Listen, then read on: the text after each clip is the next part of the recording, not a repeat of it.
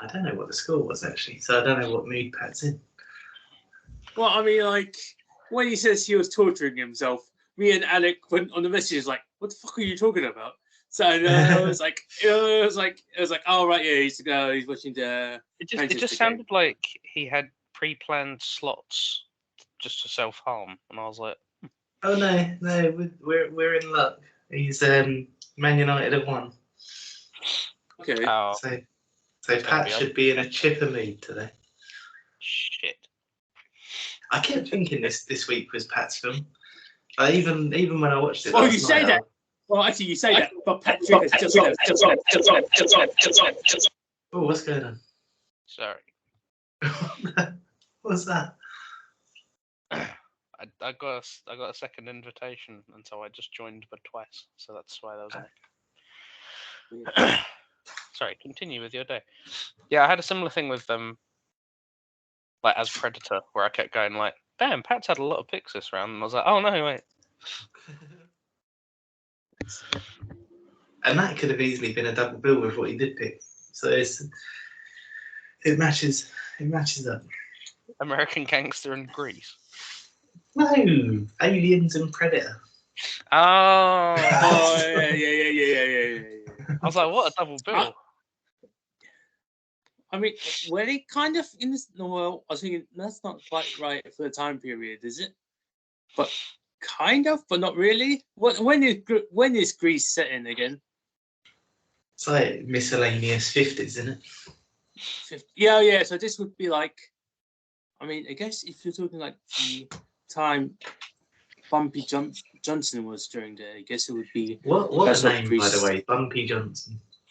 Yeah, that's actually his name. That is his proper name, right? You can see how he went down the wrong path. Hey, it should have been a well.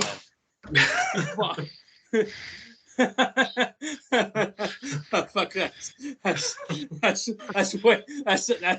fucking ingenious. I hate how fucking ingenious that was. Fuck. God damn it. Okay. We're recording that. Will the world know that I said that? Yes. Fuck. Yes. That's right. The kids don't know who Mystic Men are anymore.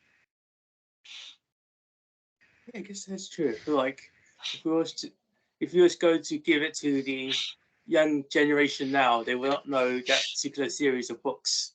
Instead, they'll be watching, I don't know, Bluey or Peppa Pig, I guess. Let's not talk Peppa Pig again. Any case, movie coming out. It's coming out the same sort of time as the Chris Nolan one.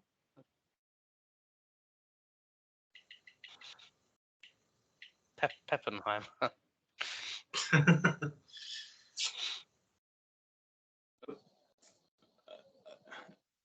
yes. No. What? What? Nothing. Okay. In any case, are we gonna wait for Ben first, or he says he's gonna be not? He said he's gonna be normally late, so he's already past the limit. Late. What is being late, really, though? It's when you don't show up on time. Do we have a specific time, though? Yes, it is 10 o'clock. I don't know. Oh, I do. It's 10 o'clock. Just nobody turns up before 10 o'clock is what I thought it was the thing. Nobody turns up before 10 o'clock, and Ben sometimes shows up at 20 past 10, and by sometimes I mean usually. I don't know, you should be so anal about time. I don't. I'm just saying, the later we leave it, the more normal it becomes, because it used to be we all got here at 10, and now Ben has just made it so normal that he shows up at 20 past 10 that no one really cares when he shows up at 25 past 10. And so it just gets later and later and later, and then we go further and further and further. And, do what you want. But I'm just saying, it's a slippery slope. Hey, I'm just here playing my Xbox, so You are. Which reminds me, before we start, so do you guys play Yu-Gi-Oh on PlayStation, right? Or do you guys do it on PC? I'm Oh, on I don't play PlayStation. PC. I don't play PC. Okay. They're on Because- PlayStation. I just send people to the Shadow Realm in person like a fucking actual duelist, mate. Okay, because I was like tempted just to put out like all of them Yu-Gi-Oh cards that I have like stored somewhere, and I try to play it with everyone again. But that's Film Club play Yu-Gi-Oh! Film Club play Yu-Gi-Oh! It'd be so That cool. would be pretty sweet, Nah. to be fair. Oh, why not? 'Cause- Why is that a bad thing? It's something I'd be interested in doing, so he's against it. Pat, what game are you playing? I'm only playing baseball, to be fair. Oh. Yeah, you It's are an pretty easy- static. It's an easy game to play while listening. right. Yeah. So You're just, if you're I just play standing in the something- middle of a field doing nothing. if I start playing Starfield during the call, then I'm not listening to the call at all. Wait, you bought it as soon as it came out or pre-ordered Yep. it? Yeah. Oh man. It's really good. Oh, No, I'll be right back. I don't think it's bad. I mean, yes, it's got some classic, as most games when they first come out. But you Yeah. gotta work at. You gotta delay gratification. Hmm. I think I was so excited for it for so long, and like all the stuff that I'd seen in the lead up to the game, I was like, yeah, I'm gonna get it on launch. I didn't get the early version of it because that's another £30 on top. I was like, no game is worth £100. Yeah, especially if you're not like a reviewer or whatnot. Yeah. Ain't back on that. I was at one point skeptical about doing it because Redfall was such a colossal failure. Ugh. Fucking just ugh. So with that game, Terrible. Anyways, I mean, if you're into like sexy robot Russian ladies, then maybe it's Oh. okay for you. But like, What the but fuck? like, have That you was not? pretty have you- left. Wait, have you not played? Have you not seen Redfield? I think Redfall, sorry. it left my mind. It left my memory. I don't remember it, but I was excited for Starfield, and I just want to wait a while. To be honest, I've even got the Starfield. Oh no, you can't see it with my background. Hold on. How do I change? play it.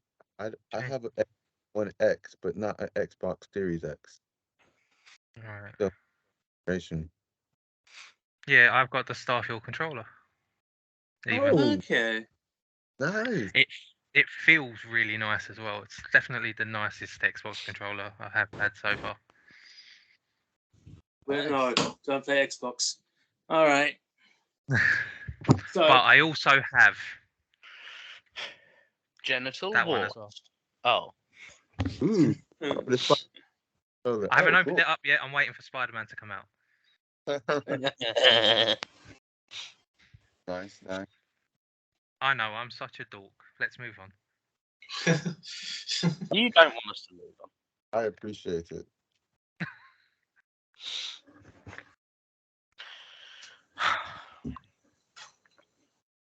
Right, I'm gonna go beat Ben up. You're gonna beat Ben what? Oh, his account's been locked. Why is this Okay. account been? Why is this account been? Oh, he didn't say. This is what you get for showing up late. Just go incognito. Why is he trying to use an account? yeah, I'll join as a guest. I think it's probably easier.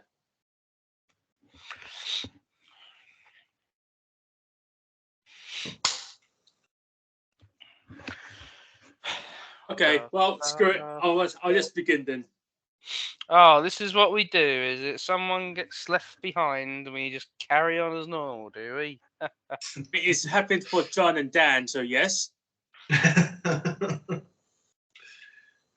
I mean, Ben's not left though. okay. I mean, we'll just start. We'll just preemptive it, I guess. Or shall we Yeah. just? Or I'm sure Ben will catch up. Oh, there he goes. See, Oh, I yes. told you.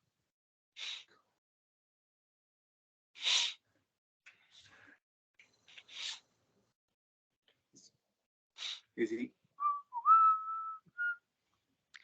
My man. Yeah, guys. Okay. Okay. My man. Uh, Come on. Cool. Now we can start. Simon was gonna just, he's just gonna cut the rope. He's just gonna let you just drift off into the ocean. But I got him to stick around for you. It's all right. Don't need to thank me. I wasn't gonna cut the rope. I was just gonna. He likened you to John and Humphrey. He was like, "We're gonna just leave you behind." That's fair enough. Look, Just cut me loose. look, I don't want to be here someone- anymore. cutting someone loose is a bit. He's weighing us It's- down. Yeah, it's not how I would do it. I just do it like how they began in this movie. Just tie you to a chair and light you on fire. And it's just easier that way. Oh. Okay. Jesus. Pretty kinky, though. Well, no, but that's literally how this movie begins. And and so it just starts off with excessive violence at the beginning of the film, so you kind of know what sort of film this is straight away within the first couple minutes. Oh, I love my crime epics full of violence from the outset.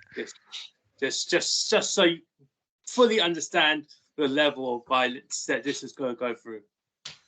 And I gotta say, it did actually make me just kind of sit up and go like, "Oh right, okay, we're doing one of these, are we?" Yep. Very well. Hey, it's a crime film in New York when there's loads of violence at the beginning. straight up violence. Yeah. Ah, yes, like just- Saving Private Ryan. Yeah, Okay. that's a war film. Yeah, that's a bit. Oh, Yeah.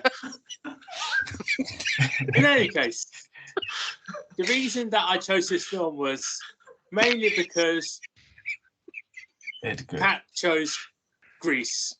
And I was like, what was during that time period? What? Yes, did you not? I'm pretty sure I explained it last time I was on the call. No, I left because I had work the next day. I was looking at what other sort of movies were in this particular time period.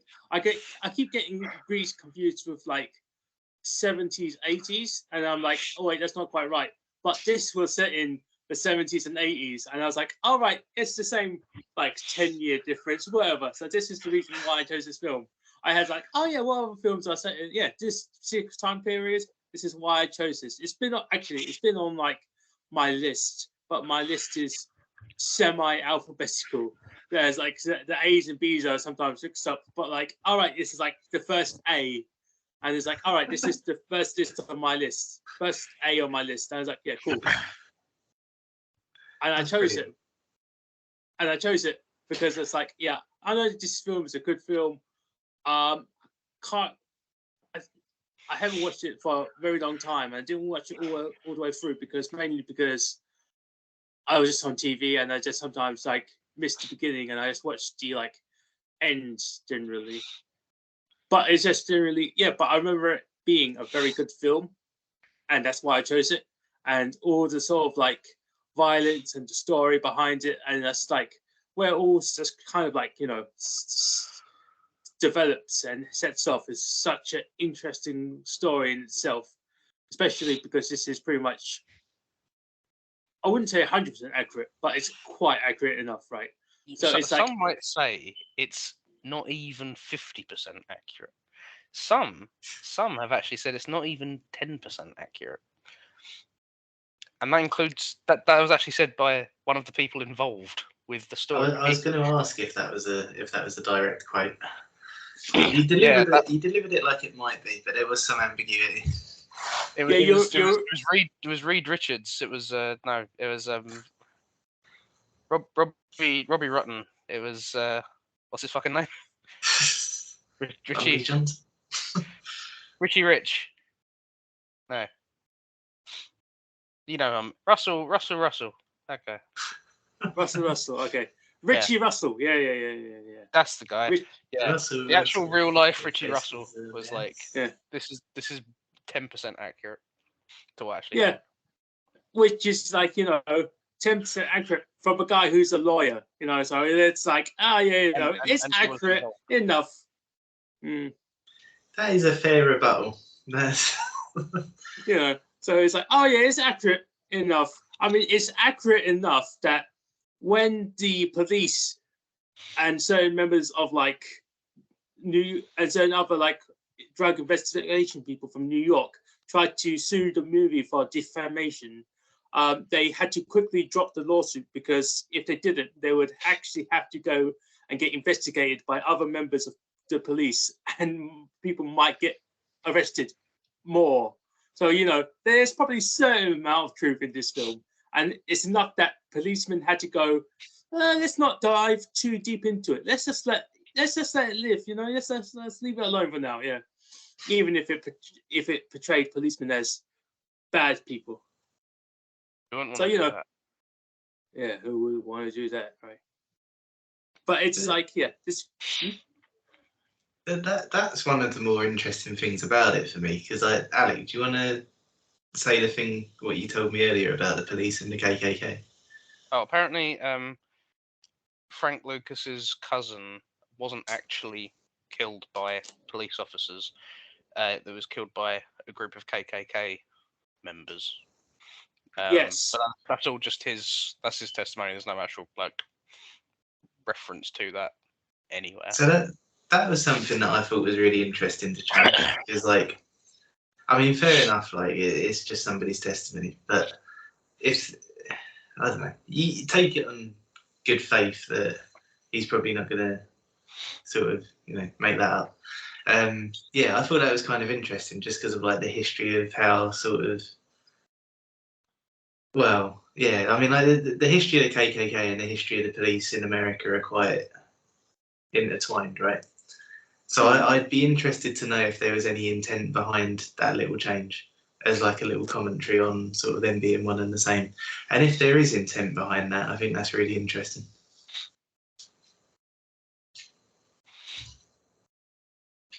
I would say that, saying that the police did it is probably more interesting than saying that the KKK did it, then the police didn't help him, because it's already portrayed like the police are already bad people in this story. So it's just going to say, oh, look, just where the shitty attitude comes from, you understand me better if I just say the police did it. So I think that's probably where it comes from. Yeah, I don't know. It's an interesting one, because it's I always get a little bit hung up on these kind of things with true stories, because I don't know. There's a point where you start to wonder what the point of telling the true story was, because if you change so many things, it's you might as well have just sort of started from something where you had complete control over everything that happened, right? It's like with The Greatest Showman. It's if you just damn it! I was so hoping that you didn't mention that. Not that this film is on the level of the Greatest Showman, but with The Greatest Showman, if you take out P.T. Barnum, everything's fine. You can have a story about somebody who is the greatest showman. The problem is that when you put P.T. Barnum's name on it and you try and tell his story, but you try and tell it inaccurately, that's when it all sort of unravels, right? It would have unironically been better if you replaced P.T. Barnum with P.T. Flea. That would have been fine. He's the best PT, hands down. He's a bit of an amoral character. Anyway, continue. But he works in that context. It's always that thing of if you want to tell somebody's story, surely it should have some meaning behind it, and it doesn't always have to be meaning in terms of everything being 100% factual. And I think with this, that whole thing of like the KKK and the police being inseparable, that's a really interesting meaning to attach to it, whether it's accurate or not. Yeah, I don't know. Nobody's ever really spoken about it, so it's hard to know sort of like whether it was on purpose or what. But yeah, I think if you look at it from it being it sort of making a comment on that kind of thing, that's a really interesting purpose to the film.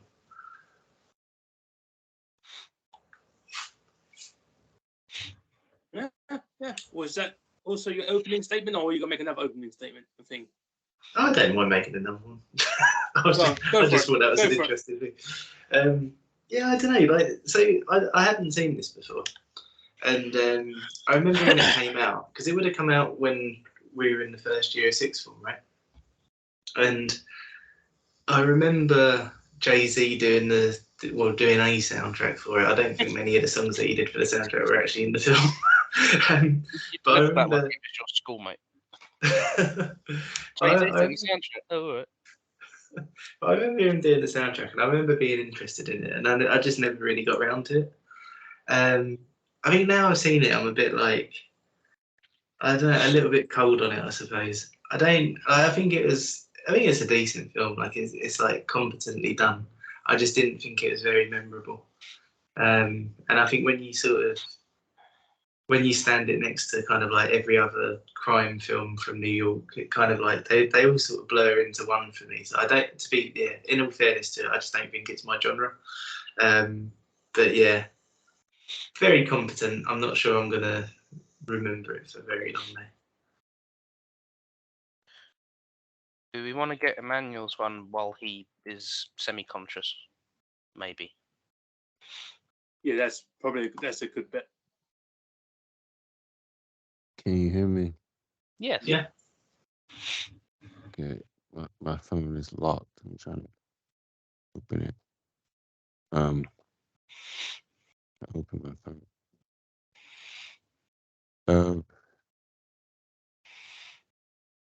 I thought this film was great. I couldn't really fault it. And even though I wasn't in the mood to watch a film, I think I liked every bit of it. I liked how it was done. Quite balanced and how they went about doing it. And been reading through like some of the trivia in IMDb, which is quite cool too. I find it interesting. Richie ended up being the godfather to Frank's son.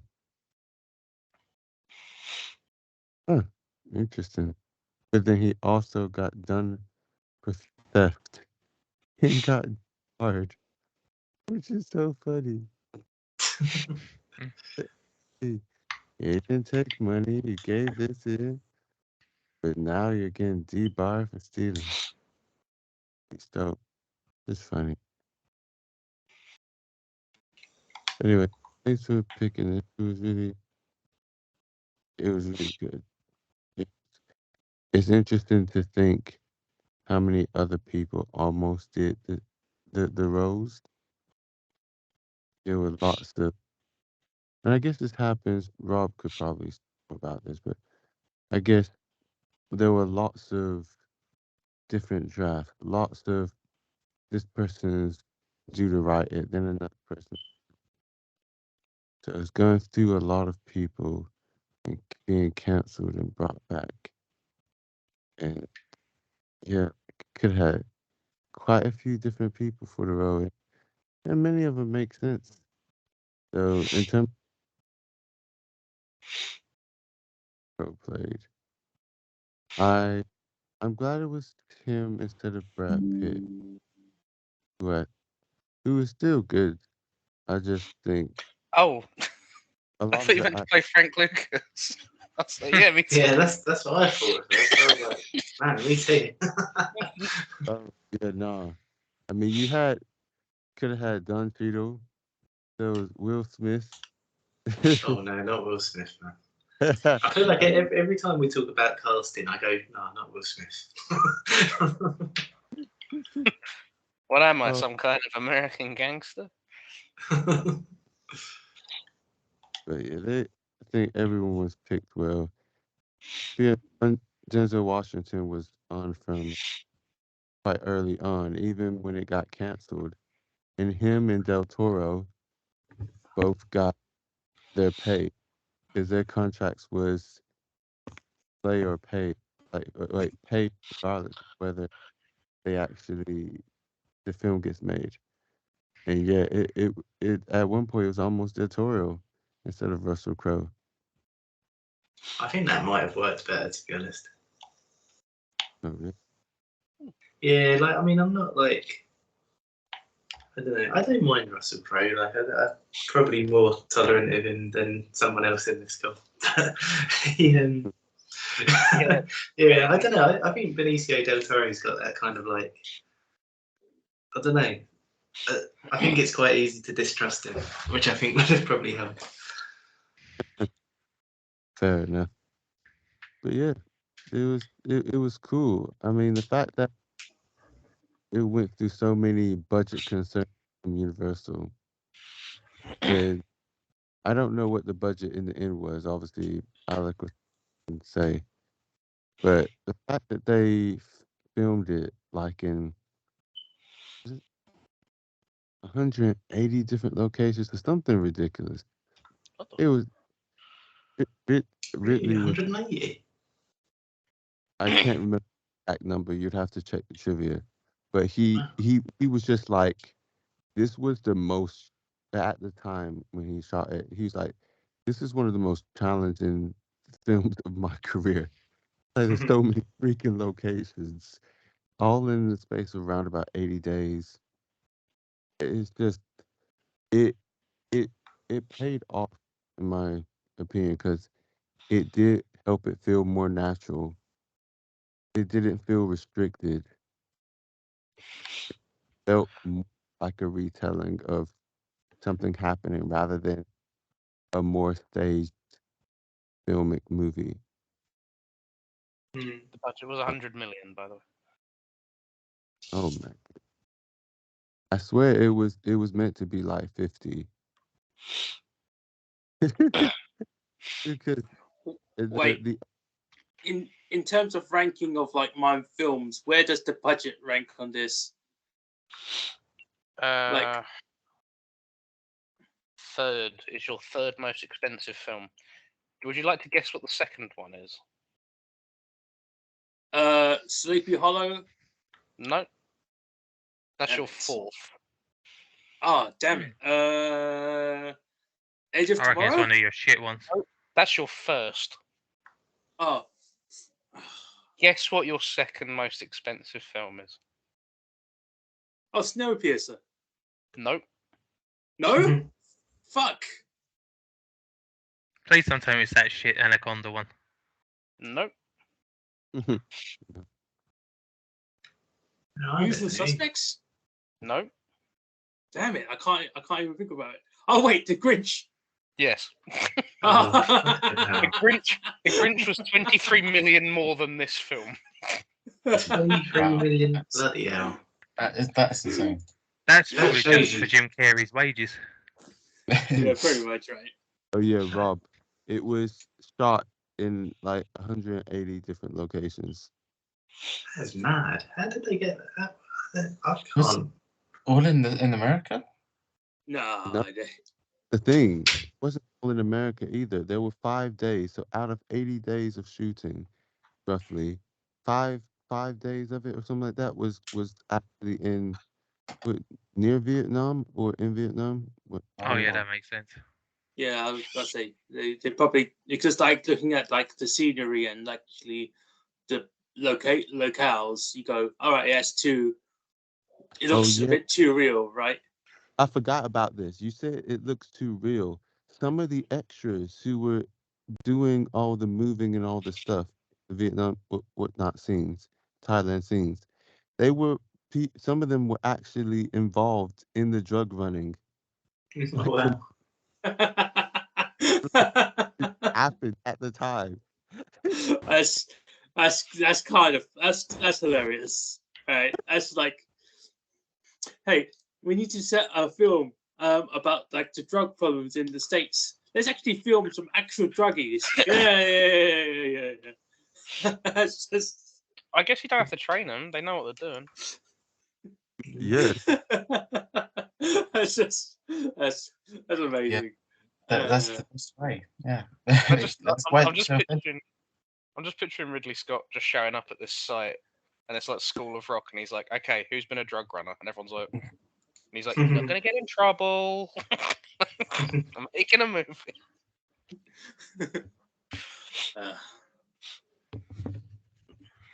Right. Let's see.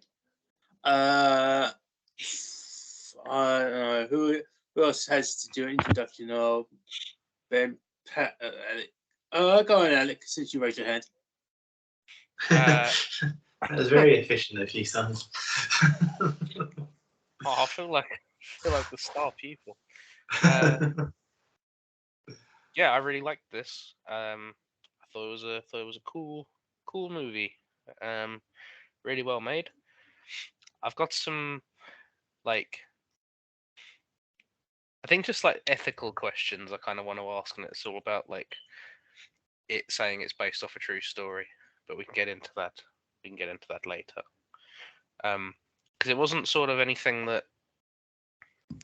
It's not sort of like when Black Klansman invented someone to be somewhere so they could recognize a character, and then that would kind of like trigger off the main like climax at the end. And I was like, I don't know about that. Like they're all sort of changes that I think you'd make to make a film that is serviceable to the public and that. But yeah, I think sort of like what Rob said earlier, just the fact it marketed itself as based on a true story, I'm kind of like, oh, there's some sort of implications there that I don't think are completely ethical, I suppose. Considering a lot of the public they're gonna see that and just assume it's true. They're not gonna read past it. So I think a lot of people would watch this and go, "Oh, Frank Lucas. I mean, he was a bad guy, but was he like a bad guy?" And I'm like, "Yes, yes, I'm afraid he was." And it's like, I don't know. He's Denzel Washington. It's like he's not Denzel Washington. He fucking killed people. He put a ransom out on his brother. He's not a nice fella. But he's Denzel Washington, so he's very charismatic, and you go like, "Oh, Yeah, but Alec, if we were gonna go back down this same rabbit hole, it's gonna be the same Hugh Jackman, P.E. Barnum thing again. I don't want you to go down. It is exactly the same thing. But unlike Greatest Showman, this is actually well put together. Thank you. You're welcome, Ridley.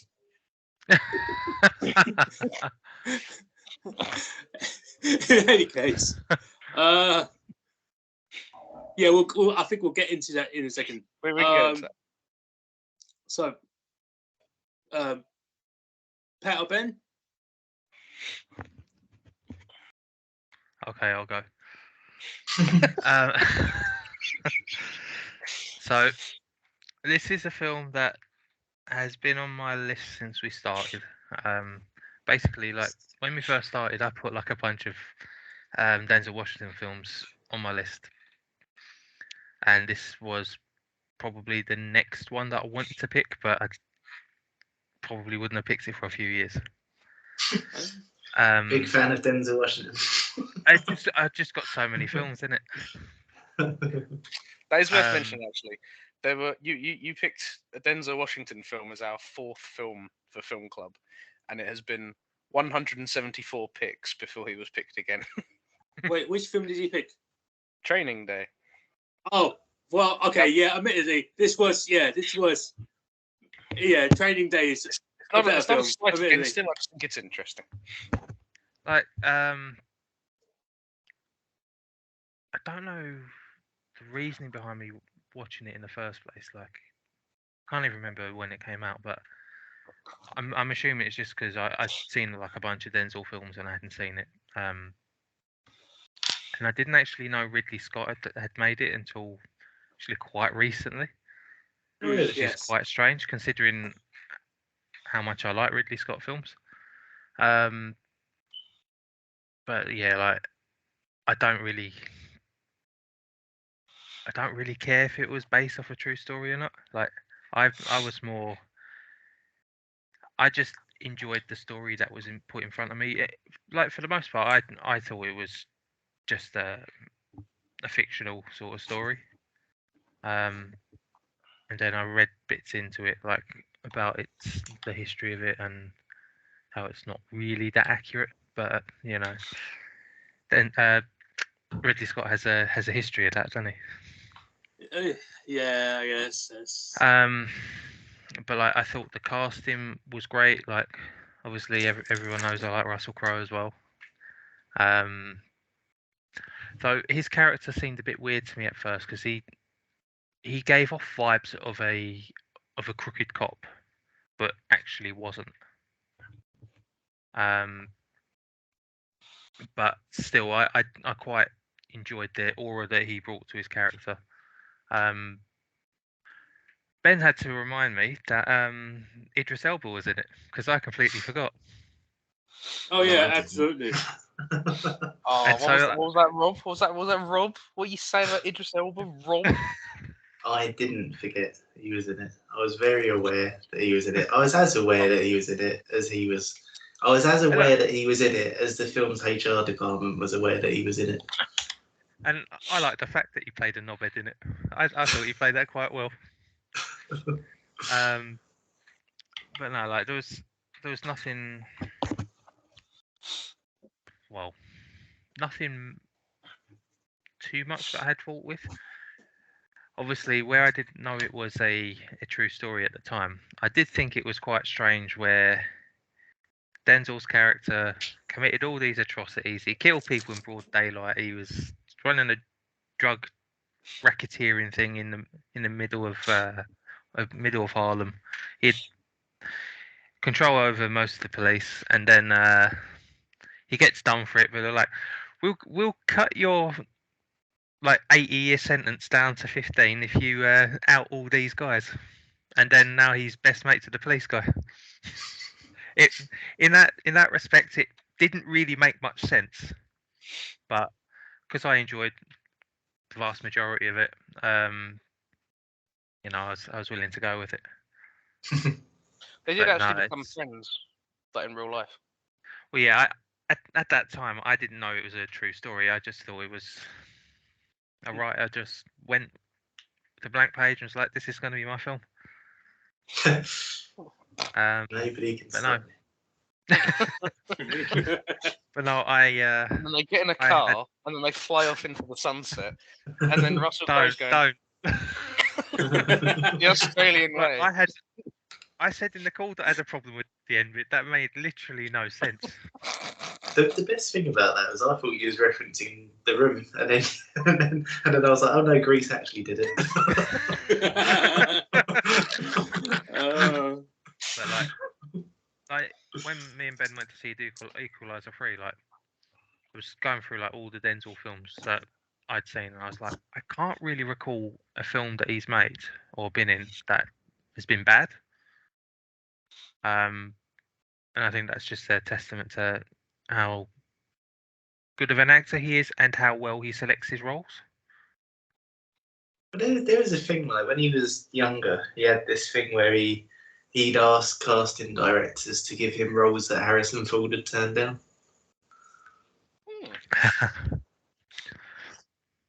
Man, that's insane.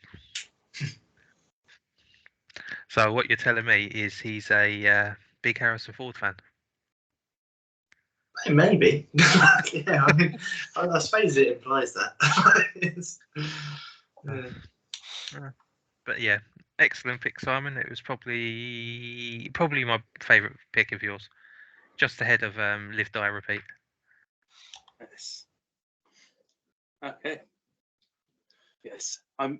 But now all that means, Patrick, is that you and I will have to have a conversation of like compare movie lists. I'm very worried that you got pick something off mine. I'm gonna be so upset if you do. Oh, And I woke up on Sunday and saw your pick, and I was like, okay, I'm going to open up my checklist. Right, that's gone.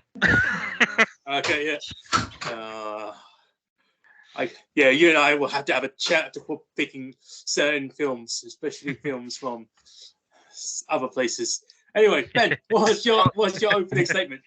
You can't do worse than Humphrey picking my favourite film of all time, and then opening it up and then going, "What the fuck? It's Spanish." Oh yeah, that was wonderful. That was.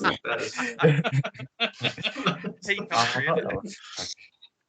innit? Deeply upsetting. That was our first foreign film as well. Yeah. It was. That was so weird. It wasn't in the I manual. was just like, no one's gonna pick this. There's not a fucking chance anyone picks this. I could have done it. No way. I was more like Dan. And you picked it the night that you upset everyone. Yeah. Do I dare ask? It was. Alec was drunk. Was it the Big Lebowski school? Yeah. Okay. No, it wasn't that early, was it? No, I mean, it was really early. Yeah, it was No, before it wasn't. Emmanuel joined. It was while Rick was doing. I didn't think he made it to That was the last night of Rick, though, wasn't it? Yeah. Oh, I'm pretty fuck, that was the one after. Ah, shit. It was a revenge shot. So yeah, that was literally the worst time he could have picked it, and he forgot it was Spanish. Oh, man. I was punished very quickly. Anyway, sorry, Ben. Continue. Yeah. American Gangster. Good. Let's move on. All right, yeah, that's great. That's fine. I'm good with that. See you later. It's funny See you next every week, Ben. No, to be fair, yeah, I suppose I'd lie in between kind of like Rob and Alec in this one. I do really like this film. Maybe this isn't a favourite of mine or anything, but it was the first time I've seen it because it's kind of like one that's really flew under the radar. Like Pat was saying, I didn't realise it was a Ridley Scott film. I don't really remember it coming out, but I remember of a film of this type around that era. Like Rob was saying, there were a lot of films like this around that time. But even though it isn't quite as maybe not original was the right word, but maybe not as it doesn't have this like pull to it like something Ridley Scott would have done previously, like Blade Runner or Alien or one of the iconic ones, even Gladiator, that really stand up on their own. This one is more like his like journeyman kind of workman direction jobs where he's just gone in, just done a great job, made a film under budget, on time, really well. Nothing really remarkable about it apart from it's just a good story told very well. I think that's why I enjoyed it, but it doesn't actually have it's missing something to stop it from being an absolute all-time favorite or all-time classic, at least for me. But everyone in it's just everyone is just putting their best performances on the table. It's very sharp, really well edited, and I think the story is captivating and interesting, and it's a story that had to be told. So I appreciate them making it because it's just one of those things. It's like, is this really? It's a bit too outlandish to be like you could expect it to actually happen in that era. And it kind of, when you look back, it's like, oh, right, well, okay, I can see why they wanted to make this film, why Denzel Washington wanted to put his name to it, because it's something profound about it, even though it kind of does blend itself in with a lot of other types of films of its genre. But it definitely the moments that make leave a mark have an impact. It's thrilling when it needs to be thrilling. It's dramatic when it needs to be dramatic. It's even funny when it needs to be funny. I don't think there was no like bad. There's no dull note in this where it just doesn't work. It's kind of like it's just very like functional, and I do appreciate that part of it a lot. And yeah, Yeah, and it's a long film, but it doesn't feel it either. It's kind of like every moment and minute kind of is there for that needs to be there, and it's just a good good watch. And so yeah, I do enjoy it. Speaking of runtime, what version did you guys watch? The one on It's like Amazon. 2 hours. Yeah, 46 the one on or something. Apple TV. Oh, I watched the extended cut. Oh wow. It's like Boo. 3 hours 5 minutes. Oh, for Does it have does it have like extra story with like Bumpy Oh. Johnson and Malcolm X maybe? Or what No, does it? not really. It's I Oh. think Malcolm just some of the major scenes were just extended a bit. Like Okay. I don't necessarily think the extended cut improves on it at all. I don't think it takes away from it. I just think it sort of gives more. It elaborates more on probably some of the scenes that people love most. Like Gladiator did, you say? Yeah, I think it's probably your typical Ridley Scott extended cut. Oh, okay. Fair enough. But in all seriousness, Alec, the reason why I said Malcolm X is because of the TV show The King of Harlem, which has the story of Bumpy Johnson and it has Malcolm X in it as well, which is kind of like the story of when he becomes the king of like the mafia king of Harlem. So it's kind of like that's what I thought the story was, or for extended. But I guess not. It's not. Simon, been quite funny if because Denzel Washington plays Malcolm X in the film Malcolm X. If he played himself in that, he played two characters, and there's a little showdown. I've got to say, just because they're all Denzel Washington, you know. Yeah. Denzel Washington plays Denzel Washington. Okay, cool. Denzel Washington as Denzel Washington playing Malcolm X. Yeah, Dude, as a dude disguised as another dude. He's amazing. He's being Denzel Washington again. Okay. Don't Denzel Washington your hands out of it. That's the thing. Oh, for fuck's sake, that was terrible. That was very clumsy, haven't it? Fuck. So, It good. what was the ethical questions that you had, Alec? Yeah, so something I was bringing up with Rob earlier. Let me just bring her up. Hang on a sec. Oh shit! You've got a spreadsheet. I've got fucking citations, motherfucker. Okay. Oh no, we're talking about you get. We're not talking about you get. You're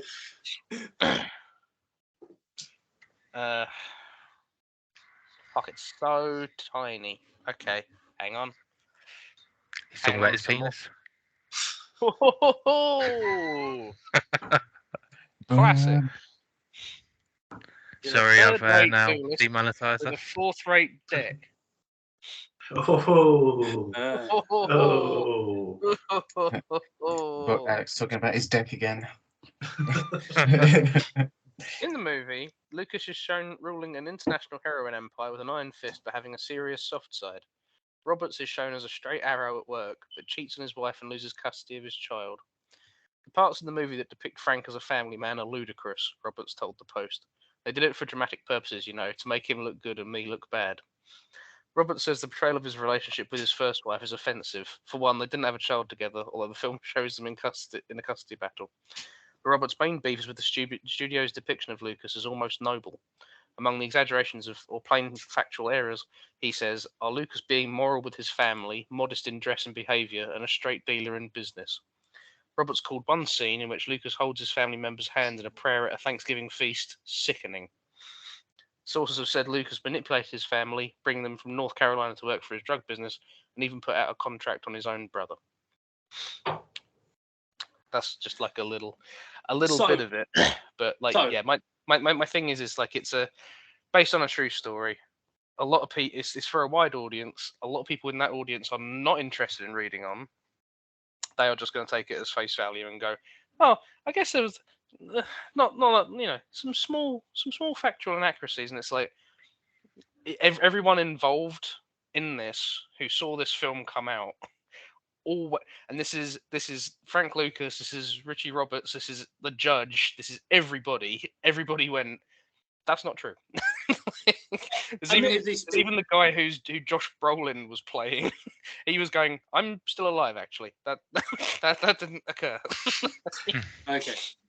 So, Imagine watching that as him and being like, hang on. Why me? okay. Well, he knows I don't even why, know right? Natasha But likes okay, but shit, what I was gonna say. Right, so this is the story of Frank Lucas, but it's told in his sort of like perspective, and the narrative is like No. it's Because all Frank Lucas also doesn't agree with any of this. oh no, but He it also was said told. 10% true. But it was the story told by Frank Lucas to Ridley Scott, and Ridley went, we can like stretch this out a bit. We can like fix this up around here. You know, and you want to be portrayed. I feel like we can portray him as a family man at certain points there. Yeah, that's fine. It's fine because admittedly, like certain points, what you said, especially because I think I've seen that quote beforehand. I know that it's not 100% accurate, or as you say, it's only about 10% accurate. I was gonna say 50, but it's like, yeah, okay, maybe 10% is being nice. But it's kind of like portrayed the way that he thinks the story is, and not like obviously 100% accurate to it is. There's certain points where you see that are 100% accurate, like him wearing that fucking what is it, $50,000 fur coat. That's 100% true, because it's like that's how they kind of got wind of him, and that's 100% accurate because you see that, you say that, but it's actually not 100% accurate because he was actually already on their radars at that point. They depict the film as, like, they depict the scene as that's when he got in everyone's sort of eye line, but they're actually already aware of him. So like it's like a small point, but even that's not 100% accurate, and they got photos for that one. Okay. Okay, maybe Continue. 9% accurate then, less than 10, not quite 10%. But you get what I mean, right? It's because like a lot of the story, again, is like him doing certain things as Frank Lucas, and Frank Lucas obviously didn't do everything as told in real life. There's certain things that he obviously cut out, and there's certain things he just added on to because like he was just telling like the story. Like you see in the movie where he's obviously like he got upset because Josh Brolin's character stopped him and they found some of his drugs and took it. Afterwards, he like I don't think he killed his cousin or brother, but he like beat the shit out of him, I guess.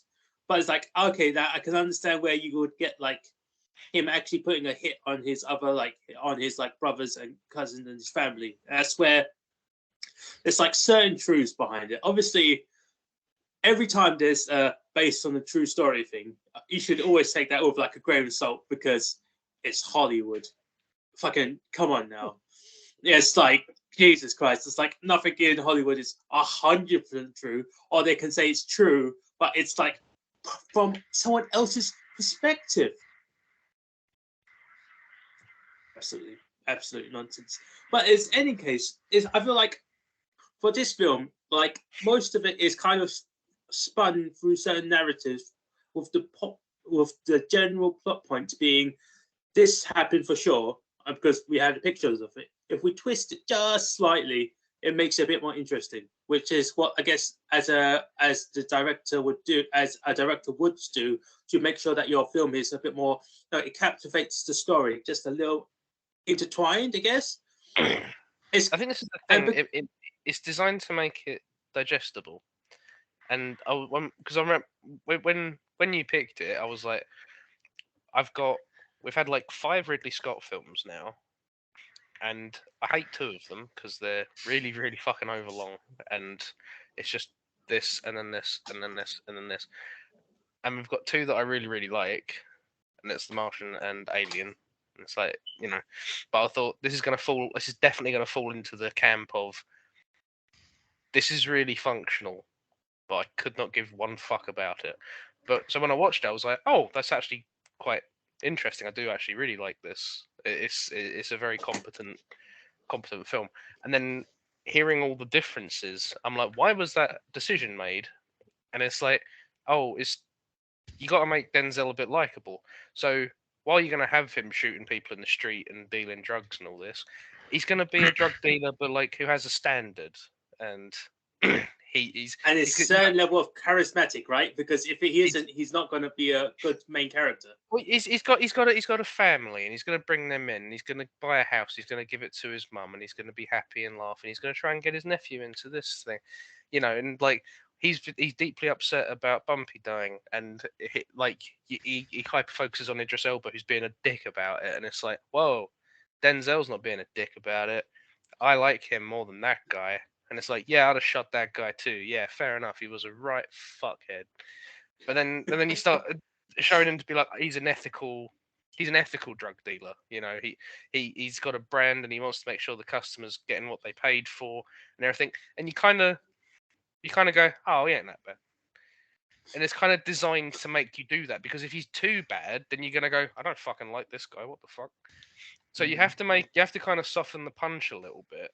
And it's even like I found it kind of amusing that Richie Roberts was like, oh, they're trying to make me look bad, and I'm like, I don't think he does come out looking that bad, to be honest. I think because he's Russell Crowe, everybody likes that. He's like a charismatic guy. He's trying to make things work. I actually think they should have done the custody battle at the beginning of Gladiator. Actually, I think that'd have really ingratiated me to him.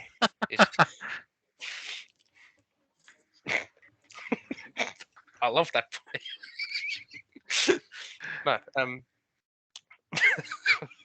but yeah, it's all kind of meant to be packaged like that, and you kind of have like your little scene where you have, because even then you have Russell Crowe, and like you get the thing with the money, and he's like just giving the money in, and they're like, you're gonna get bad consequences come out of this, and he's like, I don't give a fuck, it's the right thing to do. So anything after that, I'm like, I don't know. He's a Russell Crowe with a heart of gold. I don't know. I don't know if I'm supposed to like. I don't know if the film wants me to dislike either of the main characters, despite the fact that they both admit they're quite like dislikable people. I mean, the only person I think I didn't like was Idris Elba. Yeah, but he dies quite easily and quite early, so it's fine. But I mean, there actually is a point that I wanted to say, is because like everyone in this movie, no matter how they're portrayed, is not a good person, technically speaking. Even the good guy, Russell Crowe's character as a cop, is still a bad guy, technically speaking, because the way that he does it, ethically and everything else, he's still not that great a person. I would say this that I wouldn't call him a bad guy. He is a guy who like he's the best guy in that building. Yeah, but he's the best guy in the building. Still has marital problems. Who then sleeps with multiple women and all this stuff. And it's just like, no, it's not. Hang on a minute. You can't be a good person. He's got marital problems. No, because he sleeps around with other women. If you have marital problems, fuck it. Yeah, but that doesn't make you like the best guy if you're cheating on your wife. Fuck it. She's trying to get custody off him, and they're not married. Fuck them. Do what you want. You're adults. I don't think that's how that was portrayed in the story, but sure. They've got to be divorced. They have got to be. Someone's expecting. I don't think that's how that works technically. What's he supposed to do? Join a covenant? Like convent? Join a convent? I said that wrong. But But in any case, it was also him hanging around with like the guy, the Italian drug dealer's house as well, and that's obviously not a good thing as well. So he's not exactly the cleanest cop either, even though that's what he's being portrayed as when he gives him that like. He does that to save him, like that bit where like the guy's OD'd or like being killed. And he like gets the ambulance guy to make him look like he's alive on the stretcher and all that. Yeah. Which is a fucking horrible scene. Yeah. And I was like, that was actually really, really like clever. That was a really clever, effective scene. I really, really appreciate that. And it's all done in like to help his friend. I was like, I don't dislike this guy for doing that. Yeah, which his friend eventually ends up dead. Anyways, oh yeah, and when we meet, we meet fucking, we meet the guy who is. We see fucking Norman Reedus playing Detective Norman. Just something about that was fucking ridiculous and funny for me. I don't know why, because he goes, "Yeah, I'm detective. You did give me a name. What's your actor's name? Norman. Just be Detective Norman. Okay, I'm Detective Norman." So it's just something about that seems really like lazy writing. I don't know. Okay, but in any case, yeah, it's just like that man has the most baffling career in Hollywood. Norman Reedus. Yeah. Yeah, I feel like especially with like him doing his Walking Dead. He was in Walking Dead and had a crossbow, and everyone went, "Brilliant, he's got a crossbow." And then he's just Hideo Kojima's like, "I need to have him in my game." He had a crossbow in that show that went on forever. It still hasn't ended actually. And then he's just Mr. Popular. Everyone knows who the fuck he is because he had a crossbow. Yeah, but I didn't realize he was in this film. So when I saw him, I was like, "Oh, cool, that's not Reedus." So it's just like something about it. I don't know. In any case, His popularity stems from Boondocks, though, doesn't it? I've been that's true. Though. Yeah, I've watched Boondock Saints. That was hilarious. So, but in any case, but it's still the same thing with like Frank Lucas as well, because he's more genuine. Like, we've got to keep the brand, the same, because you can't keep calling it Blue Magic but then change it, so you got to call it some other shit like Red Magic or some bullshit. Then afterwards, but it's still like you see him like be like happy family man with them holding hands around the table, but that's instantly cut, and then instantly cuts to like people who are like dead on like the streets, and like you got that scene with like the mum who is OD'd on the bed with the baby, right, with next to her, and it's like, all right, you can obviously, it's like the scenes are cut together purposely like that to show, yeah, he's supposed to be the good family guy, but it's like obviously he has the happy family. Everyone he's got the drugs with is not in a happy family. All that's destroyed. So it's kind of like balances it out with who is like the good guy in this film and how they're portrayed as good people when they're actually everyone in fact is a bad person in this film technically.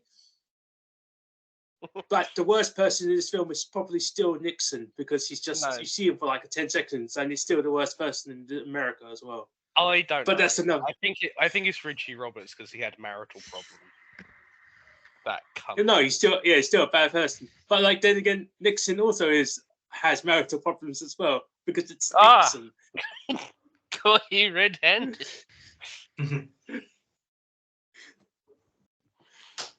So I don't know what else. Rob, I hope you never have marital problems, because Simon's just gonna be fucking on you. Emmanuel. Well, are you gonna start just? Don't ever have marital problems, my friend. Simon, I think you're a bad person. I don't think it's gonna be the best image if I start saying, "Yeah, guys, I'm cheating on my wife." It's kind of like, I don't know. It's cheating on her, they're divorced. They didn't actually get divorced yet. They're basically divorced. I mean, okay. I don't think, even if they're not divorced, they're separated. So I don't really class it as cheating. Yeah. All right. He's trying to go, I want to take your kid away and for you to pay me for it. Then I'd fuck around. Like, sorry. She's probably fucking around too. Yeah. She's Carla Gugino. She could. Yeah, but that's why she's not a good person. Yeah, but that's why she's not a good person. No one in this film is a good person, is what I say. She's not, though. What? She's not a good person? She's not like shagging around there.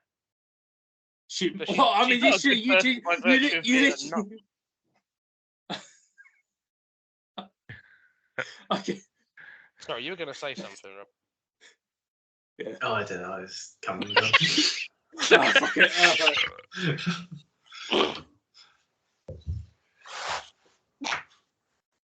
So I just like to tell you when not everyone's a good person. And you immediately followed up with this guy's got marital problems. I just found that really funny. Well, okay.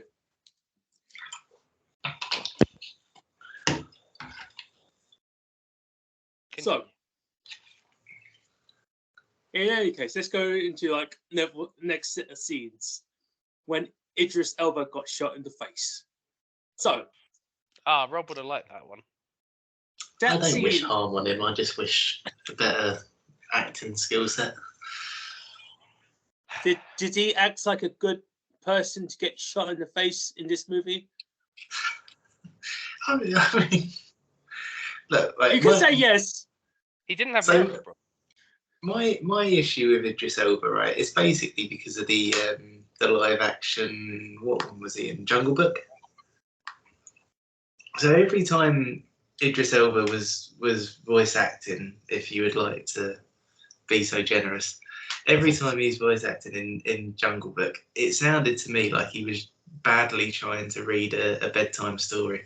And ever since then, it's all I can hear in any film that he's in. Except in this, to be fair, he puts an accent on in this. So he's already like one up on most other things that I've seen him in. But why was this like 16 years ago? What's happened since then? To be fair, this was around the time he was doing The Wire, which was probably his best work. What about The Office?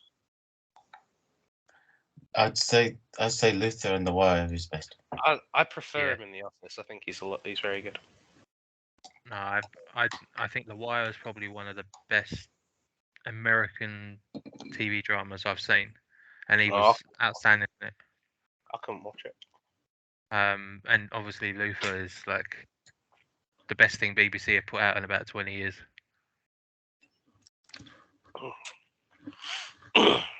Luther. But yeah, it's pretty. In any case, And he has the most iconic line in a film that I've quoted many times that might Yes. make two people think- cringe. That's quite like a set of permutations. The most iconic line in a film that I've quoted many times. But I think Rob's got a good point. I think the trouble with Idris Elba, I do think he is a great actor, but he's kind of stuck where Tom Cruise and Dwayne Johnson are. They kind of had, well, especially Tom Cruise had like this really quite experimental start of being an actor, and then he's got stuck in this rut of doing the same old stuff, and he hasn't really branched out, and he hasn't really experimented a bit more. And Idris Elba's in that spot right now where he's just doing the same sort of roles, which is a bit sad. It's weird. Yeah, he You is. mentioned Tom Cruise actually, Hmm. but we'll get to that. Yeah, no, I didn't hear the Idris Elba thing until you brought it up about Jungle Book, and then I watched Zootopia, and I was like, it's just the same voice. It's the exact same voice. But yeah, I didn't think he was like bad in this. I just he was Idris Elba. Yeah. But not as Idris Elba as Idris Elba as he has been. You could tell it was earlier in his career, and he was like, I need to make an impression. Exactly, yeah. You could tell that he was going into this one thinking like I've actually got to put some effort in, and then he put the effort in, and yeah. It was just slightly above his normal. I'm just doing my Idris Elba voice. Yeah. It wasn't.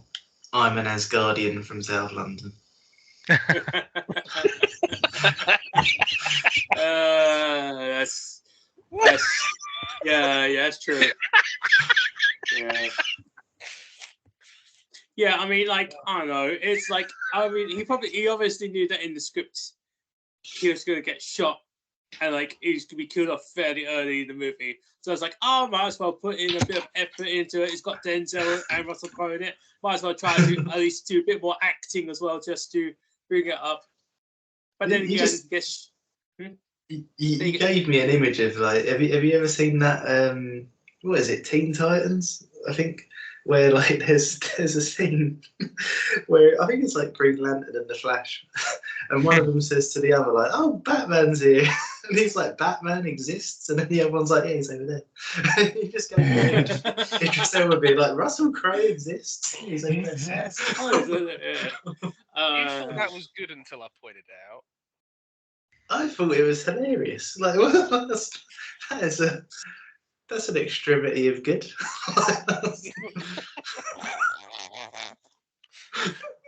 Yes. Oh, fucking DC. Yeah. But I guess it's just a question of him being the the antagonist in the film, like for that certain period of time. But like in real life, his real life counterpart, which is I can't remember his name. I think it was Tango, is what I would like to say in the credits. But like he died actually much earlier in like the story. He didn't get he did get shot in the street and left in the street, and no one could like stop Frank. But he died way earlier, like before Bumpy died. So it's like, all right. So it's like, okay, again, so things are embellished, but like he is the person who got he got shot in the face. And it's all in service of making Frank look better, because you show a scene where Idris Elba comes in and he goes, "I want 20%," and he's like, "Bumpy didn't ask for 20%. 20%'s too much." And he's like, "I want 20%," and he's like, "Right."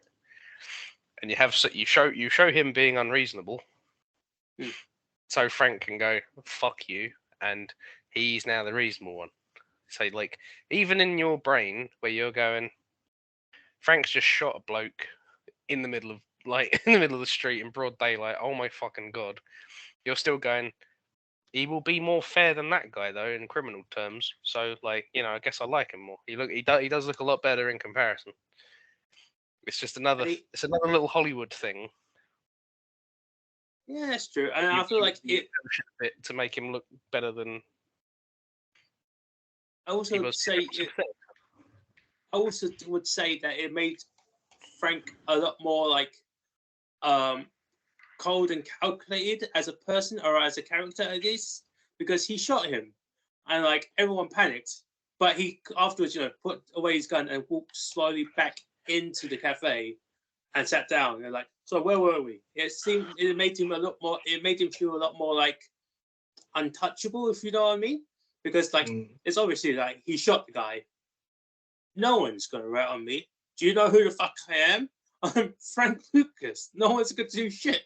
So it's like, it's like, oh yeah, that it makes sense, because it's like it adds to the character, and I think that helps establish the character and the story and everything else. That makes it a more interesting story, and I think that's great as well for that.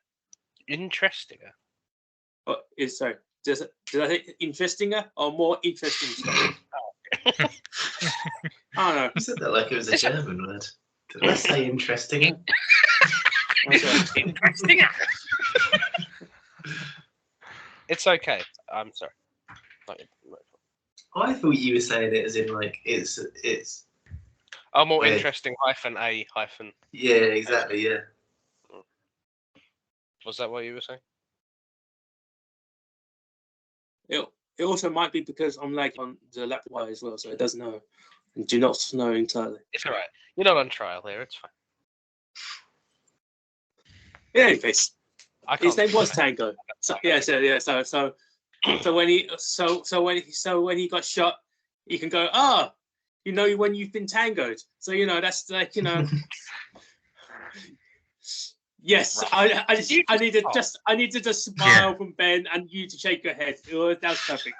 In any case, you made Pat part with your joke, Simon.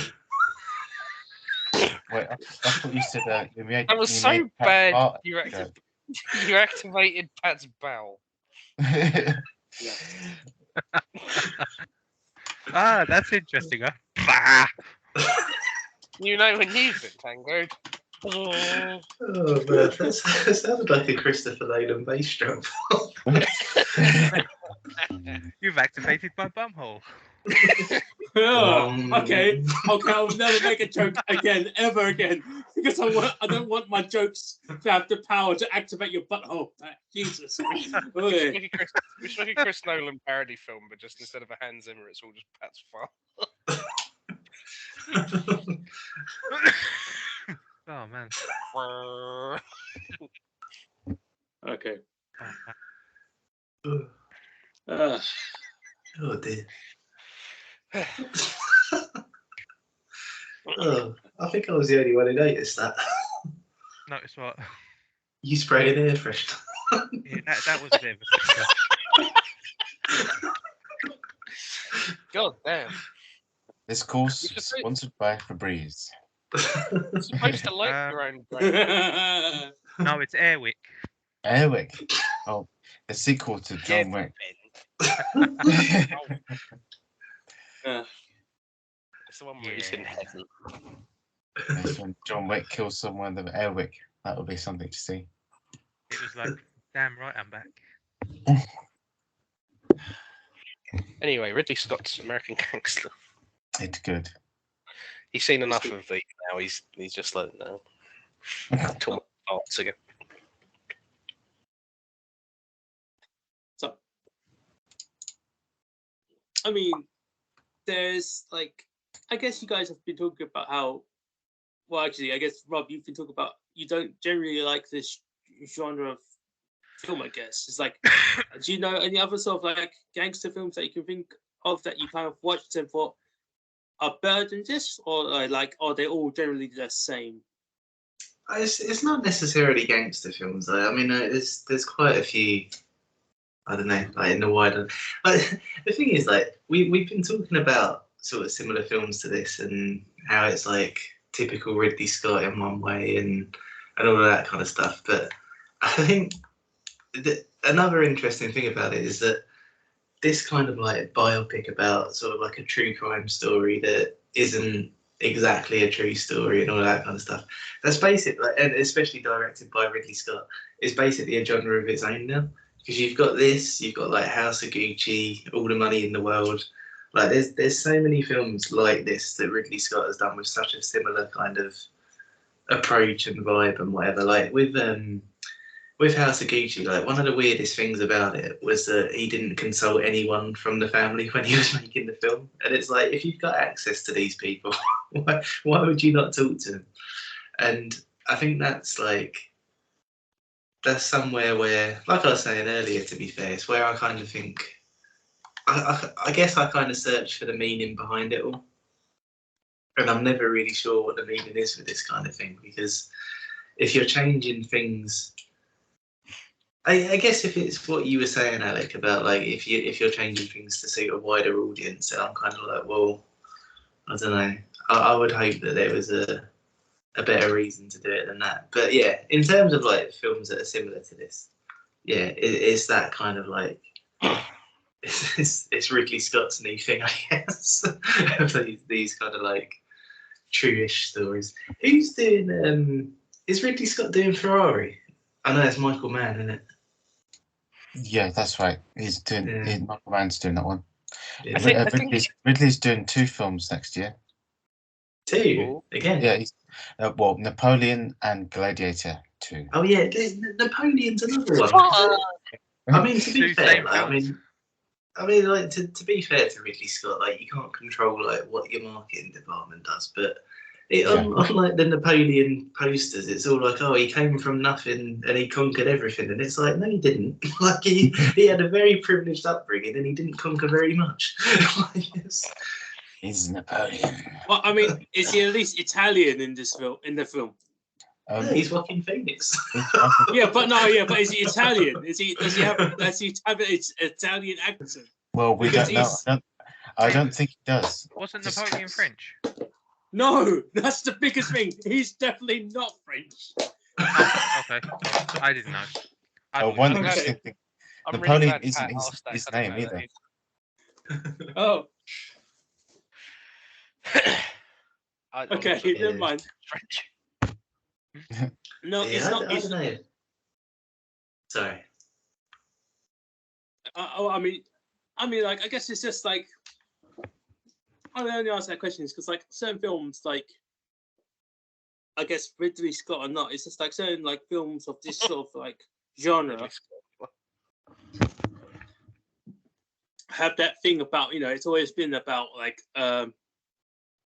who's killing who, because there's a Yeah. power struggle in, I think, like, I think, the gangster world. I mean, the best, well, one of the best films to like liken it to on sort of like a personal experience level for me is probably Heat, because it's like it's a similar thing where it's like a very competent film, but where it's just kind of like it's kind of like one of those like cool job films, and it's kind of like this is essentially somebody's line of work, and it's just them kind of like, I don't know, mechanically going through what they do in a way. That's how it comes across to me. Like, I mean, that's probably not completely fair to it, but I was actually thinking of Heat like throughout this, because it was just kind of that whole thing of it actually should have ended during like the most iconic scene of Heat, where they're all going through like the what do you call it, the main road? They're going through like the main road, and they're all just kind of like got the Val Kilmer's got like the rifle and that, and they're So after the heist, yeah, they're doing the heist, and that like it actually ended there, but then they just stapled another hour onto it so they could go, oh, Robert De Niro, he had to be able to get away from it, but he chose to stick around, and that's what was his ultimate downfall. And I was just like, he died an hour ago in real life. Why did you do this? It's like, I need to make this longer and more epic, and it's like, fuck's sake, that's not what. And like, I think that's my big criticism with these, and it's just kind of like, life's interesting enough. And I know you kind of need to make it. You feel the need to make it digestible. I think that's what makes it me laugh with Ridley Scott though, because Ridley Scott is the most like irreverent, most I don't give a fuck person ever. He doesn't like. He doesn't strike me as someone who makes things easy for his audience, or someone who like values that. So the fact that he made this, where like it's hyper, I want you to like this, like these people. It just seems really like weird, considering the whole persona of him. I feel like he should be someone who goes like, Frank Lucas is a cunt. There you go. That's your film. yeah. I don't care if you don't like him. That's what that like. I don't care you don't like him. That's who he was. This is the film. So it just I don't know. It just really weirds me out that he keeps making these films where like most of it's not accurate, and it's all just intended to be something that's digestible. And I think that's, I don't know. I think when you like people don't. I'm not having a go, but like people aren't gonna go and read up on this. Yeah. The only reason I read up on this was because of the film. I didn't know Napoleon wasn't French. I'm not. I want to get on my high horse here,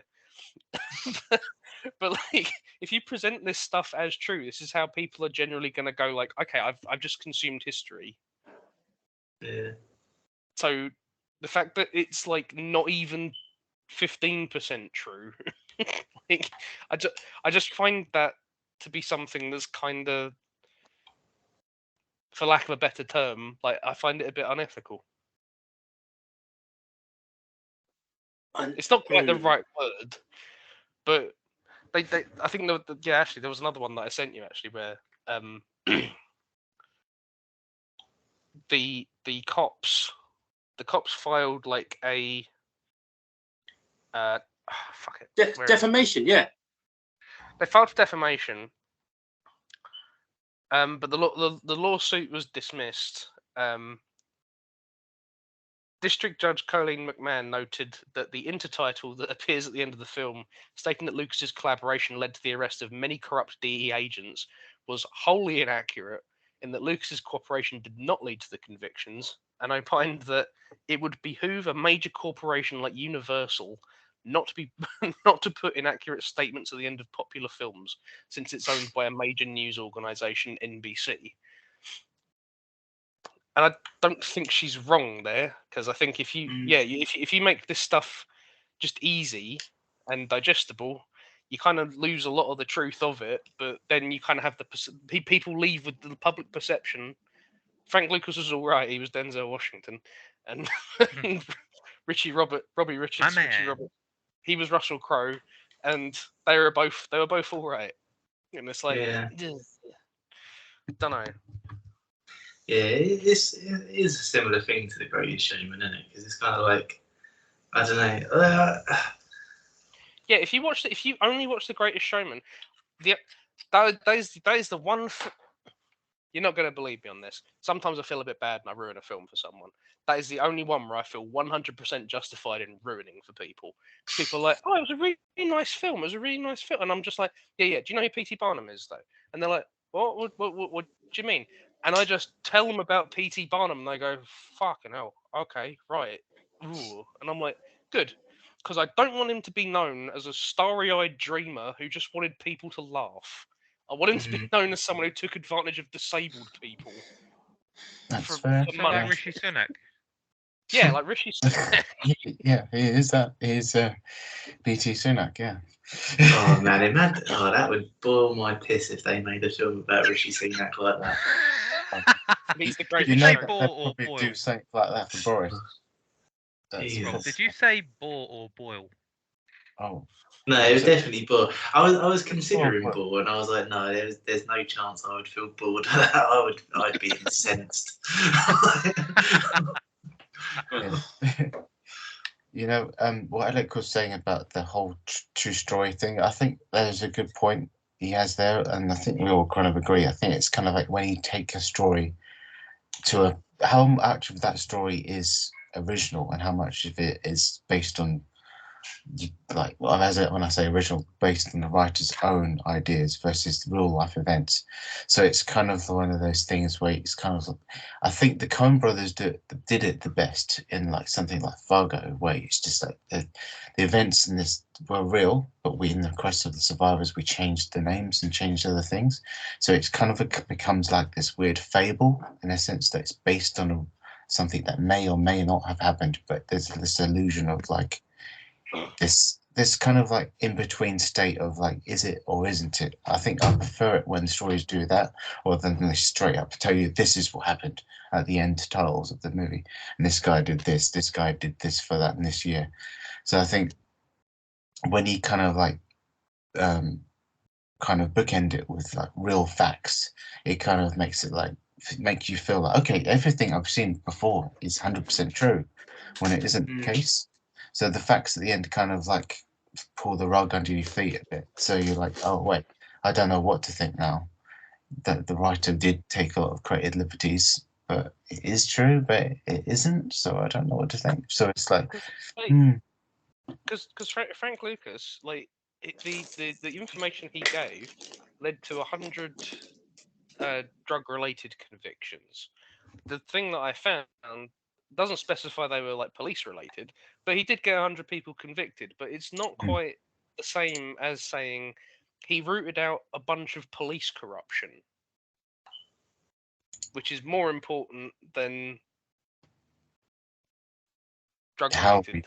Yeah, that's another thing. It's a different thing. So like, I think the film makes you come out at the end and going like, he was a net positive. And it's like, I don't know how I feel about that.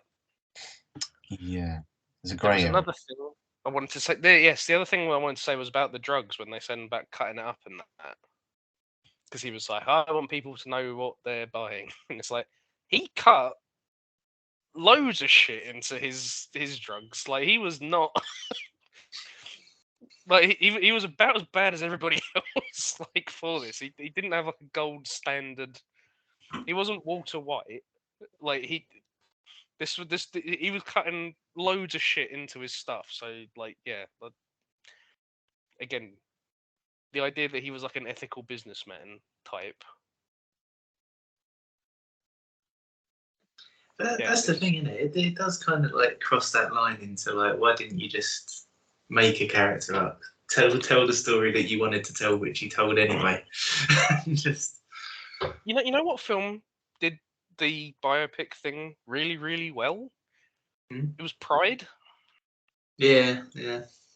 Simon, Pride's on Netflix. It's like an hour and a half long. It's a really nice little film, but the whole thing is like it's a group of like gay activists, and they go to Wales to go and change minds and engender people.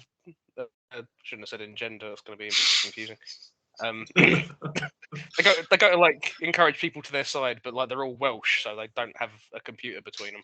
So they kind of have to just go and be these big personalities and stuff to get them on side, really. And it's a delightful little film, and there's not really that many punch ups or any. No one gets shot, like none of that. But it's just a nice little story of something that happened, Mm. and it's like, yeah, what's wrong with that?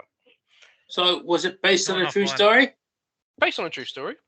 Yeah, so Okay. it's set during the miners' strikes, and yeah, it's really cool actually. So there's basically like a gay activist group in London, and they obviously were aware of what was going on with the strikes, and they were like, "Holy shit! Like these people." Wait, did it end with the miners coming in with them like going, yeah, we've got all the miners to protest with you as well? Yeah, that's right. Yeah, that's the All one. right, I think I've seen I've seen some of that. Yeah.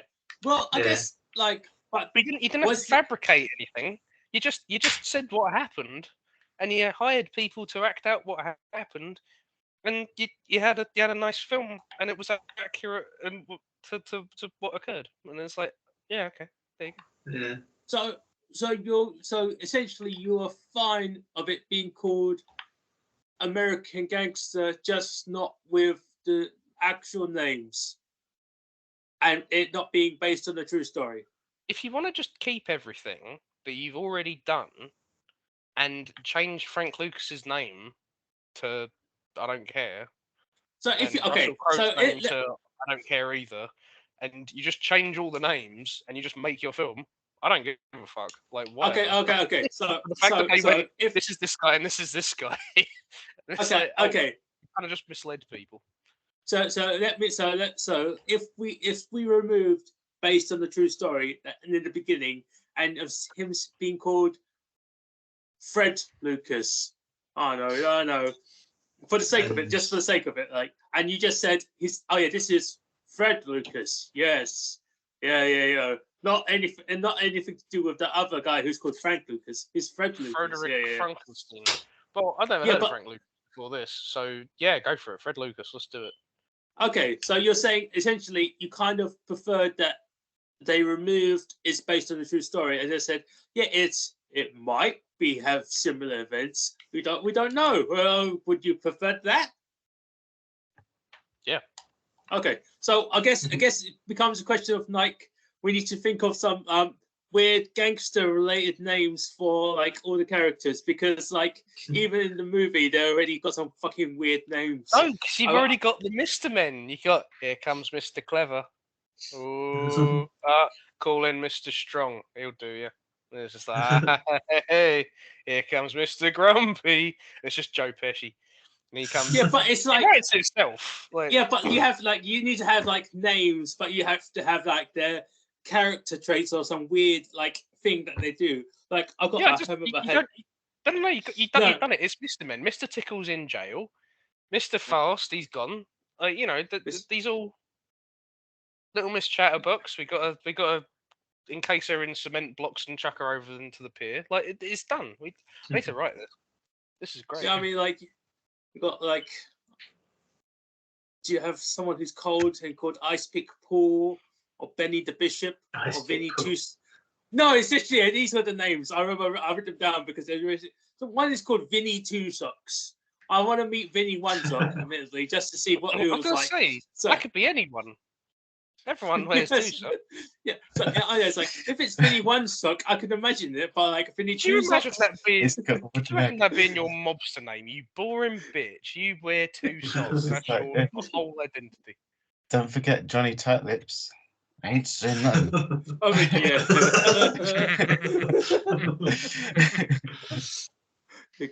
What happens if we need to talk to the doctor? Tell him to suck a lemon. Okay. Yeah. All these mob. I guess we could always just think about funny mob names. I guess I understand where you're coming from, admittedly, though, because again, a lot of events of this film were based somewhat in real life. Obviously, if they like fabricated certain parts, I guess that's again on like the writers and the director to say it could be based on the true story. It's based on the true story. Yeah, that's it. Let's just say it's based on the true story. If enough of it is misleading enough, and to say that it's based on certain parts of facts, it's fine. But if it's not, I guess I don't know. It's like you said, when you write based on a true story, you're completely correct in going, take that with a pinch of salt. A lot of people will not do that.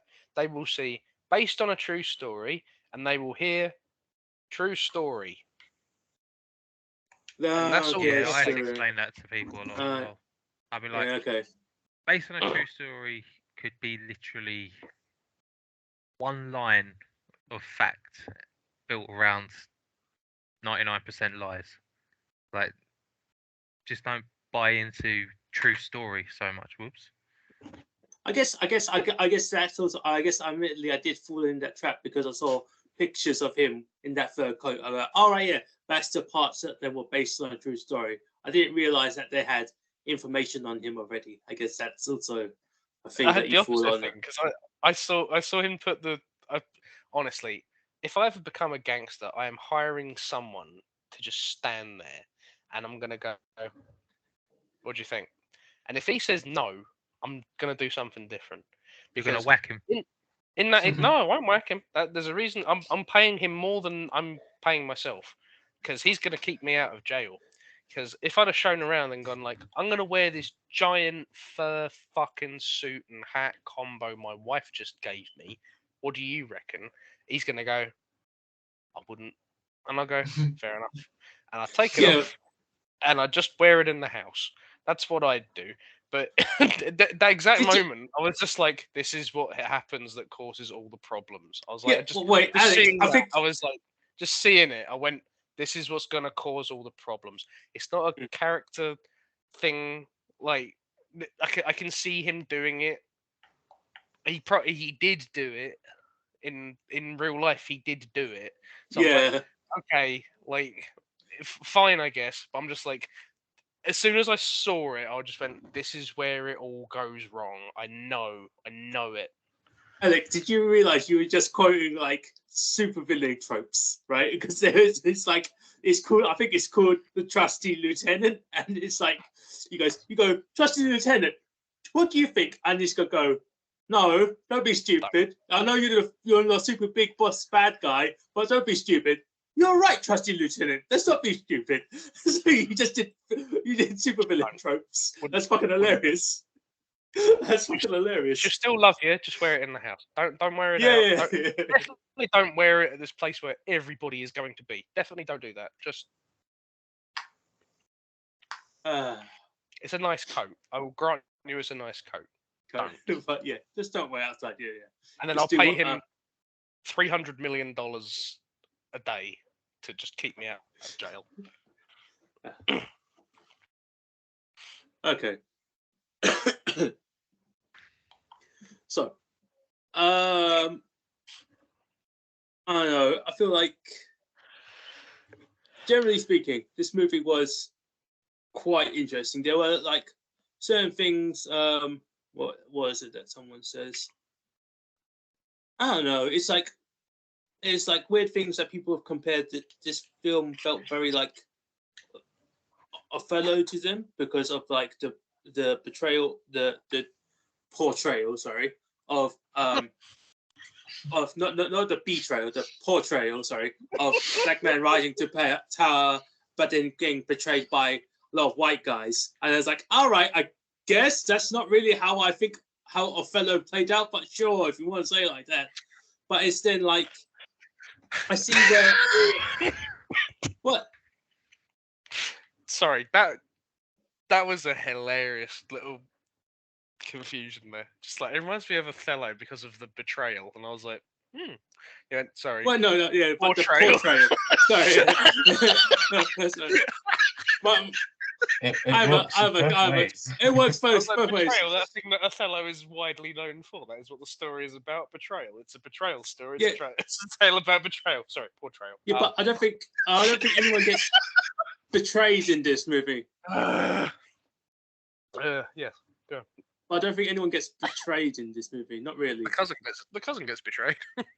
I guess, but the cousin isn't the main character. No. It's similar to Othello in that there are black people in it. I will grant you that. That's not what I said either. But like in any case, No. I'm not. I'm not mocking you. I'm mocking whoever said this. all right, yeah. But it's like, yeah, I'm going through notes essentially, and like some of them are like things I've seen people read, and some of them are just like things like I've written down. Sometimes I write down the most stupidest shit.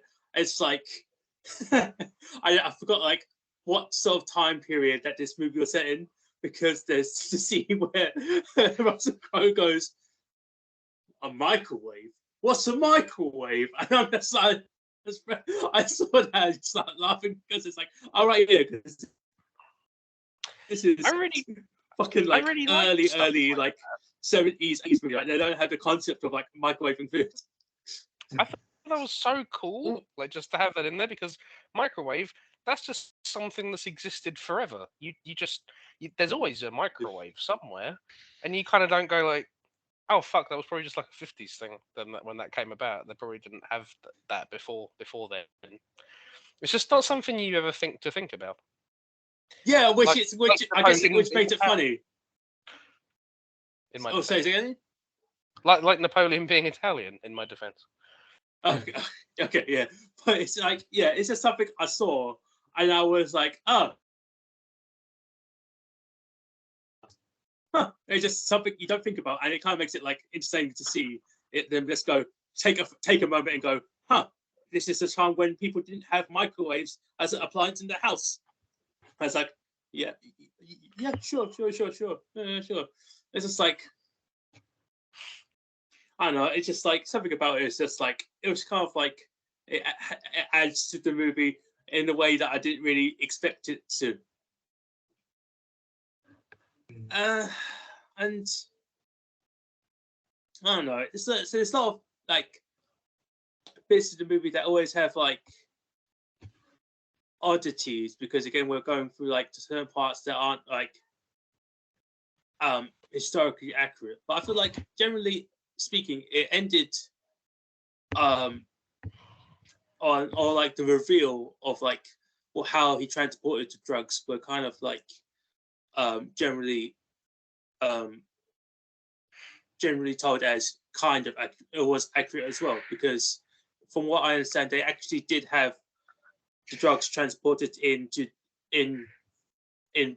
from like Vietnam with the coffins, because those were actually fake, like false bottom coffins, which they transported the troops and stuff. I think that, from what I understand, that was based on real effects.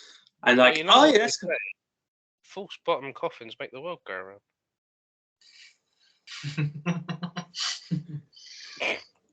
I was surprised you didn't like that one, Pat. What was that? Sorry. You missed a Queen reference. Oh, Simon was talking about false bottom coffins, and I said false bottom coffins make the world go round. oh, okay. See, if you'd have said that, he'd have been pissing his pants. I thought it was Rob that said it. Yeah, see? Well, never mind. Okay, no. Not everything. Anyways, this is like okay. Actually, there's one story element that I would like to ask again.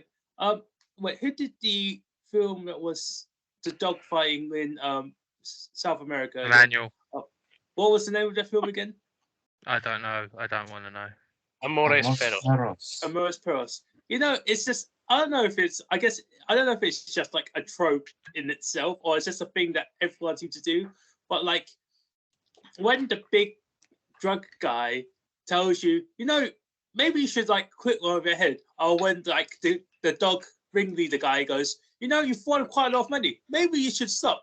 No one really does choose to stop, right? They always go, oh, one more shipment or one more like fucking like hit before we finish up this thing. I don't know if that's like a trope of like actual people, or is it just like that is an eternal trope. That's yeah, it is, right? It's just a thing that everyone seems to do. And it's like it happened with Jesus. Someone went, you know what? It's time to pack it in, mate. And he went, nah, I've got one more miracle in me. And then he wound up nailed to a tree. It always goes wrong. It always goes wrong. It's like you should quit while you're ahead, mate. No, they just never do. Old as time. Nailed to a tree. What the fuck, man? Sorry. Okay. Fuck, I lost my train of thought. Fuck. Okay. Okay. I'm just talking nonsense. Just ignore me. It's fine.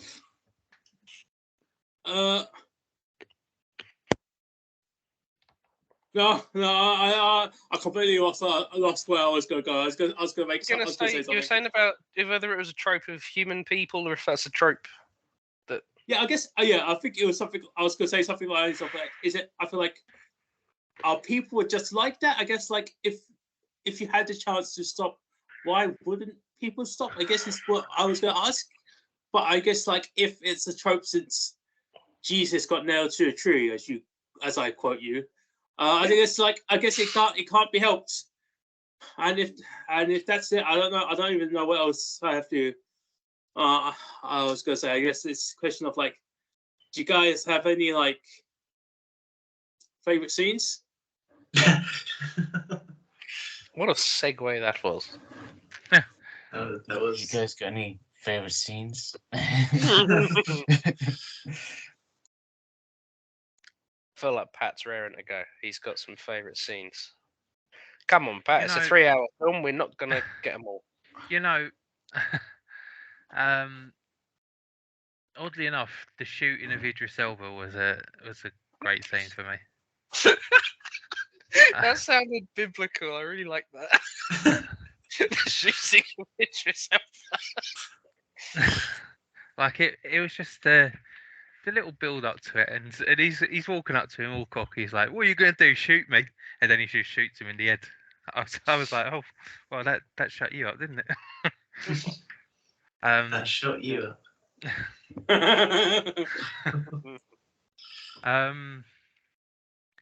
I think the lead up to Denzel's character getting arrested, I quite liked. I thought that was all well put together. When he came out of the church. Yeah. I really like that as well.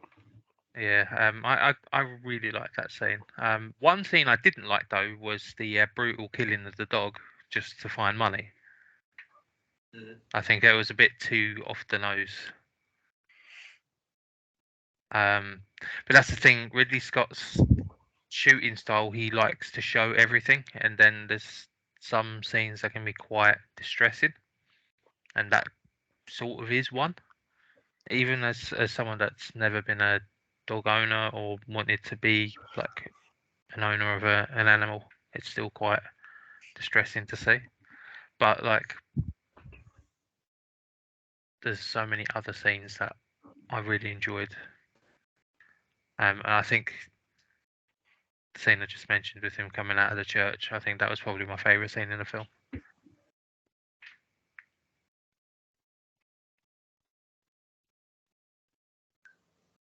That's me done. I've pulled down the mood again. That is a great scene when he's coming out of the Yeah. church because they're singing a song about someone's soul being saved or something. I can't remember what the song is. What's the song? I can't remember. It's like I once was lost, but now I'm found. Amazing Grace. It was Amazing Grace. That's not the lyric. That's such Amazing a- Grace. Amazing Grace. I once was lost, but now I'm found. Amazing Grace. Amazing Grace. It's amazing. I thought you were going to start rapping there for a second. Pat, you go, yeah, you know, it's Amazing Grace. Amazing Grace. I don't know what you were Amazing going Grace. for. Line them up on the bar.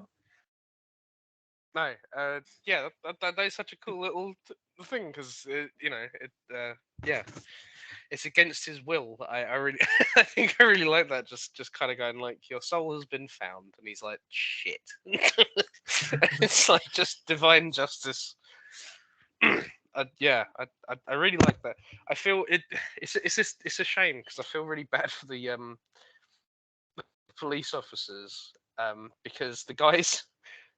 The the guys who are like working with Richie Roberts, they were actually like, according to Richie Roberts, they were actually the guys who did more than him to bring Lucas down, and they were actually both of them really pissed off because they have about like 2 lines between them, like in this film, and the reason that Richie Roberts is so like integral to this is because he became the defense lawyer at the end and then made friends with Frank Lucas, and that's why he's got such a prominent role.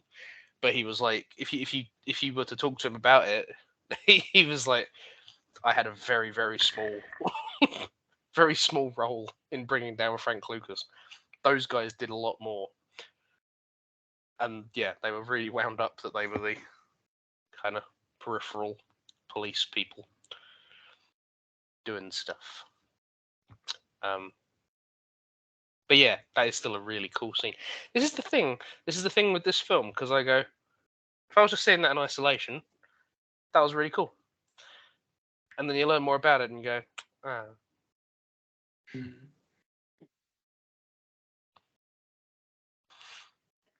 So, I guess, wait, quick question. Emmanuel, you still out with us?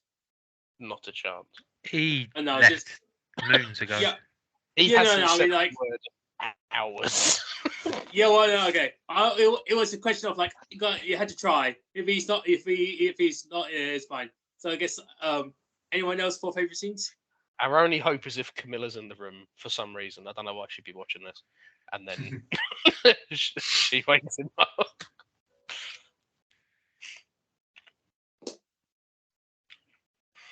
Hope he's not having marital problems. You can still be friends with him if he is. You know, Simon, he's not going to drop this now for weeks, maybe months. It's like fishing. Yeah, I know. I prefer that one more. I prefer that one more, to be honest. In any case, anyone else for favorite scenes? Oh, fuck, you know, Emmanuel liked this, didn't he? I was just He looking at did, the yeah. score. I was very surprised. Yeah. And I thought Oh. I liked it quite a lot. Can I I mean- give my like weirdest feeling scene? That's a Sure. nice Yeah. theme. I had a weird feeling when he was saying to Frank Lucas about he's showing these Italian mob bosses that it's not just them now.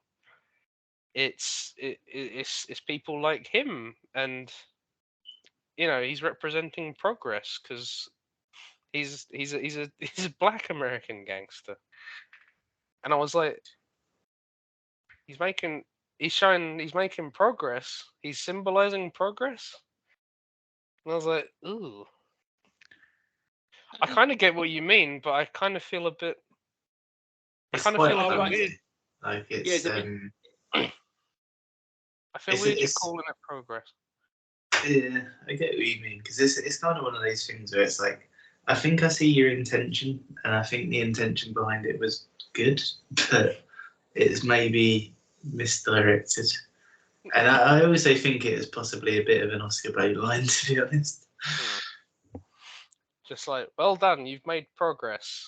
You're a black murderer, drug dealer, kingpin who puts ransoms out on his brother. Well But done. this is like a Well weird morality thing in movies in general, though, right? Because it's like, I don't know, like gangster films always sort of glorify that kind of lifestyle, and it's like, no, these are really awful people. Like these aren't the people that we should be holding up on a pedestal. Like we should be telling them their shit. Oh, why not? Well, because they kill you. Like, that's not good. I don't know.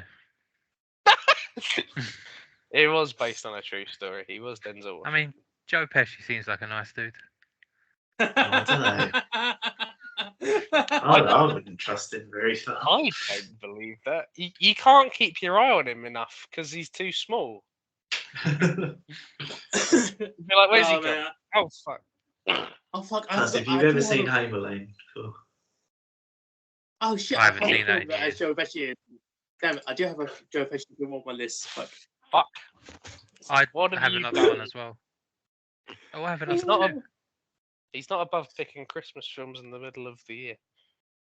Yeah, but I mean that was a roll of the dice, so it could have been something entirely different. I reckon you wanted it deep down. Admittedly, yes, but it was still a roll of the dice. I mean, like. When you gave me that list, that was literally the one film where I was like, that's the only one I can't take. Wait, what did you? I mean, yeah, I guess, but it's like everything else was still kind of like, oh yeah, we're watching. What was the other films I chose? It was like, wait, we'll quick. Yeah, we're gonna watch like it was gonna be like Ghostbusters, like not the good one. The other one. Oh, the all-female one. I never said that, but like sure. Oh shit! I mean, I guess was the worst I guess I'll upset Emmanuel because he just left. Yeah, he was listening the whole time and he was getting angrier and angrier. He just Okay. heard Ghostbusters, the American one. He went, you know what? I'll take Jesus being nailed to a tree, but I'm not watching that. Aren't they all American? Yeah, they are. American Ghostbusters. In any case, it's I like think- I think I'm Ben gonna- was going to do his favourite Oh. scene. all right, Ben. What was your favorite scene? I'm trying to think. Oh, I thought you had The- something. No, I did. I do. I don't want to echo what you and Pat said because those are two of my favorite moments too. Oh. I'm sorry, that's the trouble. It's like, but I think I Against don't all want to odds. echo what you and Pat said because they were stupid. no, they suck. But I'll get my Any- Pokemon cards out at you. oh no, Ooh. don't, because then it'll be It's a Yu-Gi-Oh thing. Time to do. The scene where, because basically one thing that I found really interesting about this film, watching it after knowing about this film and stuff, and you expect Russell Crowe and Denzel Washington to meet up quite sooner than they do in this film, and you kind of expecting them to at least, meet at any point, and they're just it's so close to the end where they actually finally meet face to face, and I think the film kind of owns that right and owns that moment where they meet face to face in the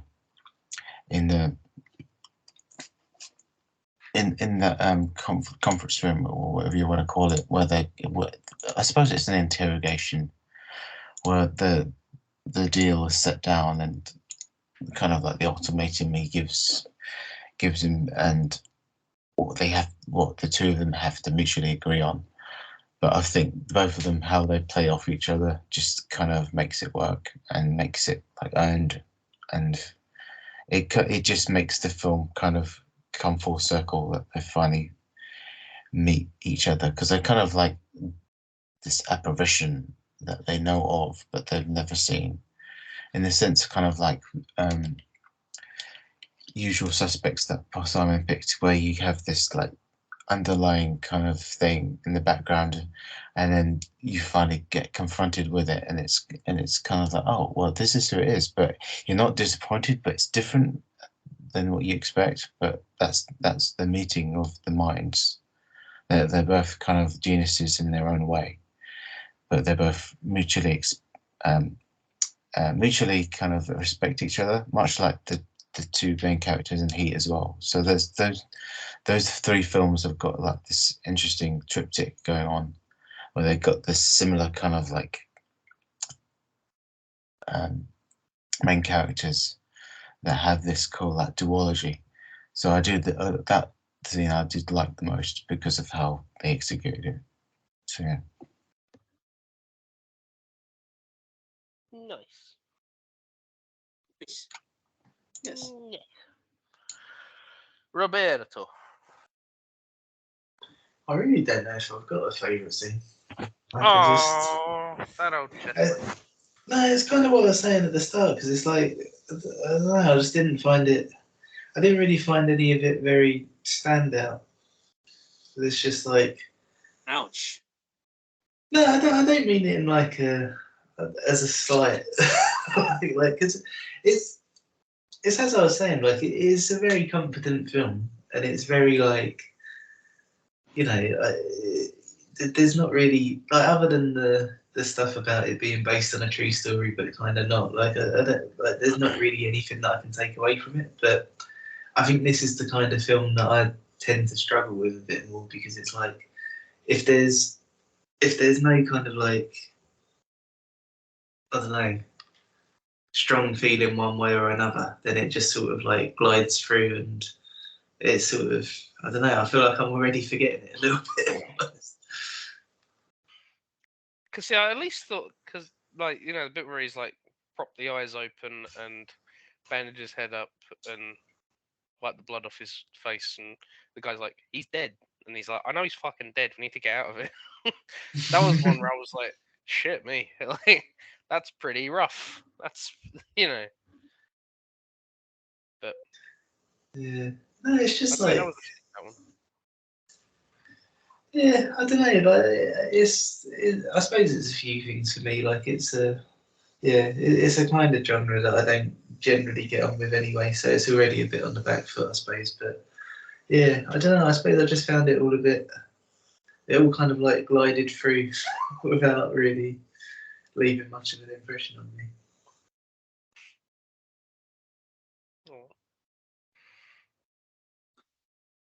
Oh. Simon, do you have any favourite scenes? I guess.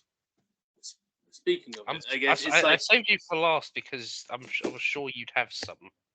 well, so like essentially, it's mainly because you said the thing about Heat, and I'm thinking about Heat has certain parts that were based on a true story, quotes again.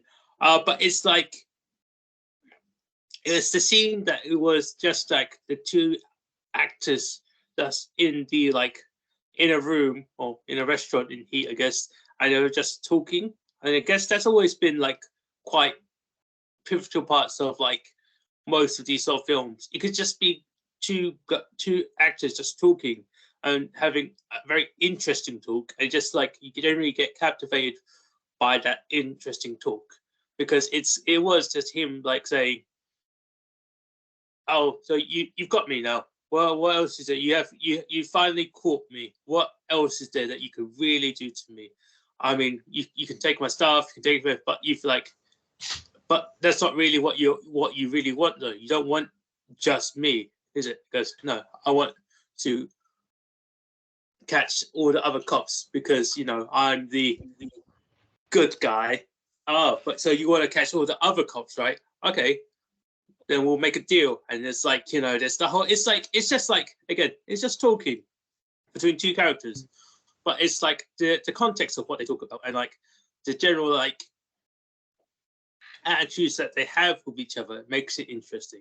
And if it's like that, a lot of those will be generally a lot of people's favorite scenes, because it's two actors just acting with each other, and that's always going to be That's usually, well, I say usually, but that's quite a lot of that is better than just seeing the action scenes, because something about it is always interesting to see. You know what I mean? And just like, you know, because of that, I guess that would be one of my favorite scenes. It just getting shot in the face is also one of my favorite scenes as well. But like, I think there's something about it. It's just like something about it is hilarious about it. I don't know. I guess it's actually the first time he actually meets the Vietnamese like general character. Is actually quite a favorite scene of mine as well, because essentially he's like, wait, you want how much drugs?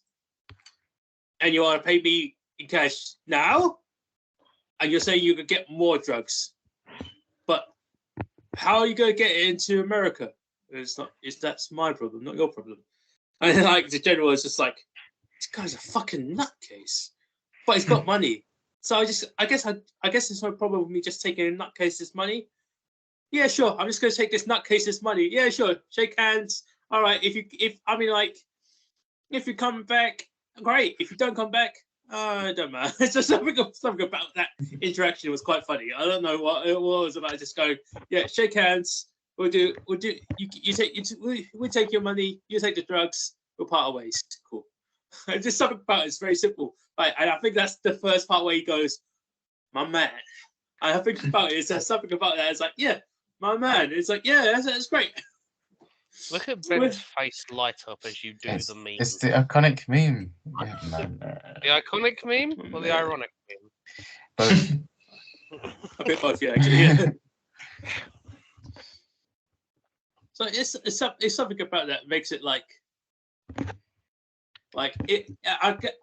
As I think, as someone said earlier, that there are action bits that are dramatic bits, but there's also certain bits of funny, and like that's definitely one of the funny bits, I guess, in this film. And it's like, yeah, it helps elevate the mood a bit, and it's like, yeah, it gives it like a more, it helps like structure the film just a touch more. I think that helps.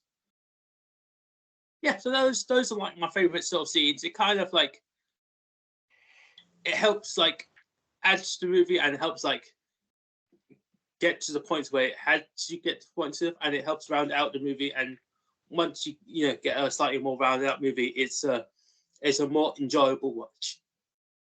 And I guess listening to the chat and like everyone's opinions, I guess to say it's probably easier to say this: if this didn't have as much based on the true storyness of this thing, it's probably easier to it'll be easier to watch, because I guess as film goers and I guess people who as us lot who watch films, every time we do see the words based on the true story, we have the common sense to go, is it though?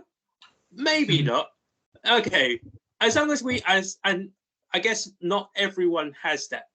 Not everyone will have to go based on the true story. So it has to be 100% factual and real. No, probably don't think that. It's probably better that you don't think that, because thinking about it, it's good. It does actually just keep.